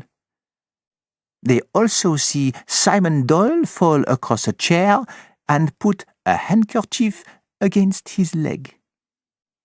The handkerchief turns red. Then Mr. Doyle insists that Mademoiselle Robson takes Mademoiselle de Belfort to her cabin, and he asks Fanthorpe to find Dr. Bessner. When he is alone, Simon acts quickly. He picks up the pistol from under the sofa, takes off his shoes, runs to his wife's cabin, shoots her in the head, leaves the bottle with red ink beside her bottle of nail polish, runs back to the lounge, picks up Mademoiselle Van Schuyler's shawl, which he has hidden in his chair, wraps it around the pistol, and shoots himself in the leg. He falls into the chair near a window and throws the pistol wrapped in the handkerchief and the shawl into the Nile. Impossible, said Race. Not impossible. Remember that Tim Allerton heard a pop, followed by a splash. And he heard the sound of a man running past his door. It was Simon Doyle running past his cabin. Race objected. It's impossible. Doyle couldn't think that quickly. He hasn't got the brains for it. But he has the body for quick actions. Someone else did the thinking for him. It was a very cleverly planned piece of work. It could not be by chance that Simon Doyle had a bottle of red ink in his pocket. It was not chance that Jacqueline de Belfort's foot kicked the pistol under the sofa, where it would be forgotten until later. Jacqueline? Certainly. The two halves of the murder. The shot fired by Jacqueline gave Simon his alibi. Simon's insistence that she should not be left alone gave Jacqueline hers. Her brains, his speed and timing. If you realize that they are still lovers, it is all clear. Simon goes away with his rich wife, kills her, gets her money, and after a certain amount of time, marries his true love. Everything was part of their plan. Jacqueline following the new couple. Simon's pretended anger. And he was too affectionate towards his wife in public, not like an ordinary Englishman. And when Jacqueline told me that someone was in the shadows, listening to our conversation, there was no one. Then, one night on this boat, I heard Simon's voice outside my cabin. He was saying, "We've got to go on with it now." It was Doyle, but he was speaking to Jacqueline, not to Lynette. The final scene was perfectly planned and timed. There was a sleeping drug in my wine. There were honest witnesses to see Jacqueline shoot Simon. Then, when the doctor arrived, he really had been shot. But then, the plan goes wrong. Louise Bourget has been unable to sleep. She comes up the stairs and sees Simon Doyle enter his wife's cabin and come out again. She understands what has happened when she sees the dead Madame Doyle the next morning. She asks for money. She knows everything. So she cannot live. But it would be impossible for Simon Doyle to kill her, Cornelia objected. Yes, but Simon asked to see Jacqueline and wanted to speak to her alone. He told her about this new danger, so Jacqueline killed Louise Bourget with one of Dr. Bessner's knives before lunch and returned the knife before Dr. Bessner noticed. Then, when Madame Otterborn tried to tell us that she had seen Jacqueline on the lower deck, Simon shouted at her. He was warning Jacqueline. She remembered Pennington's talk about a pistol, ran to his room, found the gun, and shot Madame Otterborn. She was very quick, and her cabin was only 2 doors from Dr. Bessner's, so she did not go to the left or the right, or up or down. She simply dropped the gun and ran into her own cabin, appearing when everyone rushed out to see what had happened. There was a silence, and then Race asked, "What happened to the first bullet fired at Doyle by the girl?" I think it went into the table, and Doyle removed it when he was alone and threw it out of the window. He had, of course, an extra bullet so that it would appear that only 2 shots had been fired. Cornelia said, "They thought of everything. It's horrible."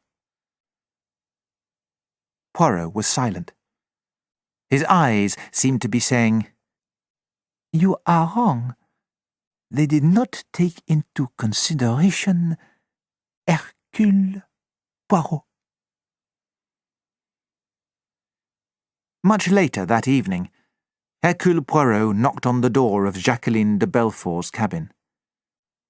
He asked the guard to wait outside. "Well," Jacqueline said, "you were too clever for us. You took Simon by surprise, and he told you everything." She paused. "I'm not a safe person now. Killing people is so terribly easy. You begin to feel that it's only you that matters. You told me not to open my heart to evil. That was the moment to stop. It was still possible. Simon and I loved each other. And for you, love was enough, but not for him. Yes, Simon wanted money so desperately. For horses, boats, sport. He's like a child. He wants things so much. But he didn't try to get money by marrying a rich wife. We met, and we wanted a future together. He tried to be a successful businessman, but he failed. Then I thought I could get him a job at my dear friend's new house. But Lynette ignored our friendship and tried to steal Simon from me. That's why I'm not sorry about her, even now. Simon didn't even like her. He thought she was good-looking, but terribly bossy. One day he said, if I had any luck, I'd marry her and she'd die in about a year and leave me the money. Then I found him reading about poisons. He had decided to kill her. But I knew he couldn't make it work. So I had to help him. We planned the details, giving each other an alibi, and it worked. Yes, said Poirot. But Louise Bourget couldn't sleep that night. I can't believe that I did that. But Simon and I were safe except for that blackmailing girl. I gave her all the money we could find, and while she counted it, I did it. It was horribly easy. But even then we weren't safe. Mrs. Otterbourne had seen me. But that time I had to act extremely quickly. It was almost exciting. She stopped talking for a moment. Don't worry about me, Monsieur Poirot. If we had won, I'd have been very happy and enjoyed things without regrets. Poirot got up. Jacqueline rose too. She said with a sudden smile, Do you remember when I said I must follow my star? You warned me that it might be a false star. He went out to the deck with her laughter ringing in his ears. It was early dawn when they came into Shellal. Poirot whispered to himself, Quel pays sauvage. Race stood beside him. Riquetti will be taken to shore first. Then the medical people will come for Doyle. He deserves to be hanged, but I feel a bit sorry for the girl. Poirot shook his head. People say love excuses everything, but it is dangerous to love as she loved Simon Doyle. It is what I said when I saw her first. She cares too much, that little one. As Cornelia Robson joined them on the deck, Miss Van Schuyler moved slowly towards them, shouting, "Cornelia, why aren't you helping me? I want to go directly home." Cornelia took a deep breath. I'm not going home, cousin. I'm going to get married. "So, you're being sensible at last," said the old lady. Yes, but I'm not going to marry Ferguson. I'm going to marry Dr. Bessner. He's kind and knows a lot. I've always been interested in sick people and their problems, and I shall have a wonderful life with him. The boat landed, and after Riquetti had been marched off, Simon Doyle was carried along the deck. Jacqueline de Belfort followed behind with a guard at her side. "Hello, Simon," she said. Simon's face brightened for a moment. "I lost my head and admitted everything, Jackie. Sorry." "It's all right, Simon. A fool's game, and we lost. That's all." She bent down to tie her shoe, and when she stood up again, she had something in her hand. There was a sharp pop. Simon Doyle shook once, and then lay still. Jacqueline stood for a moment, pistol in hand, and gave Poirot a quick smile. Then she turned the little gun against her heart and fired. She fell to the floor beside Simon Doyle. "Where did she get that pistol?" shouted Race. Poirot felt a hand on his arm. "You knew?" Mrs. Allerton said. "I realized that she had a pair of pistols when one was found in Rosalie Otterborn's handbag. Jacqueline put it there when we announced our search. Later, she went to Rosalie's cabin for a chat and got it back." Mrs. Allerton said, "You wanted her to take that way out?" "Yes," admitted Poirot. "But she would not take it alone. And so Simon Doyle has died an easier death than he deserved." Love can be a very frightening thing. "That is why most great love stories are tragedies," said Poirot. Mrs. Allerton looked at her son and Rosalie Otterborn, who were standing together in the sunlight. "But thank God, there is happiness in the world." When the Carnac reached shore, the whole world heard about the death of the famous, beautiful, and wealthy Lynette Doyle. Sir George Woade read about it in his London club, Sterndale Rockford in his New York office, and Joanna Southwood in Switzerland. And in the pub in Moulton under Woade, Mr. Burnaby said, rather accurately, "Well, it doesn't seem to have done her much good, poor girl." But soon they stopped talking about her and discussed horse racing. Because, as Mr. Ferguson was saying at that minute in Egypt, it is not the past that matters, but the future.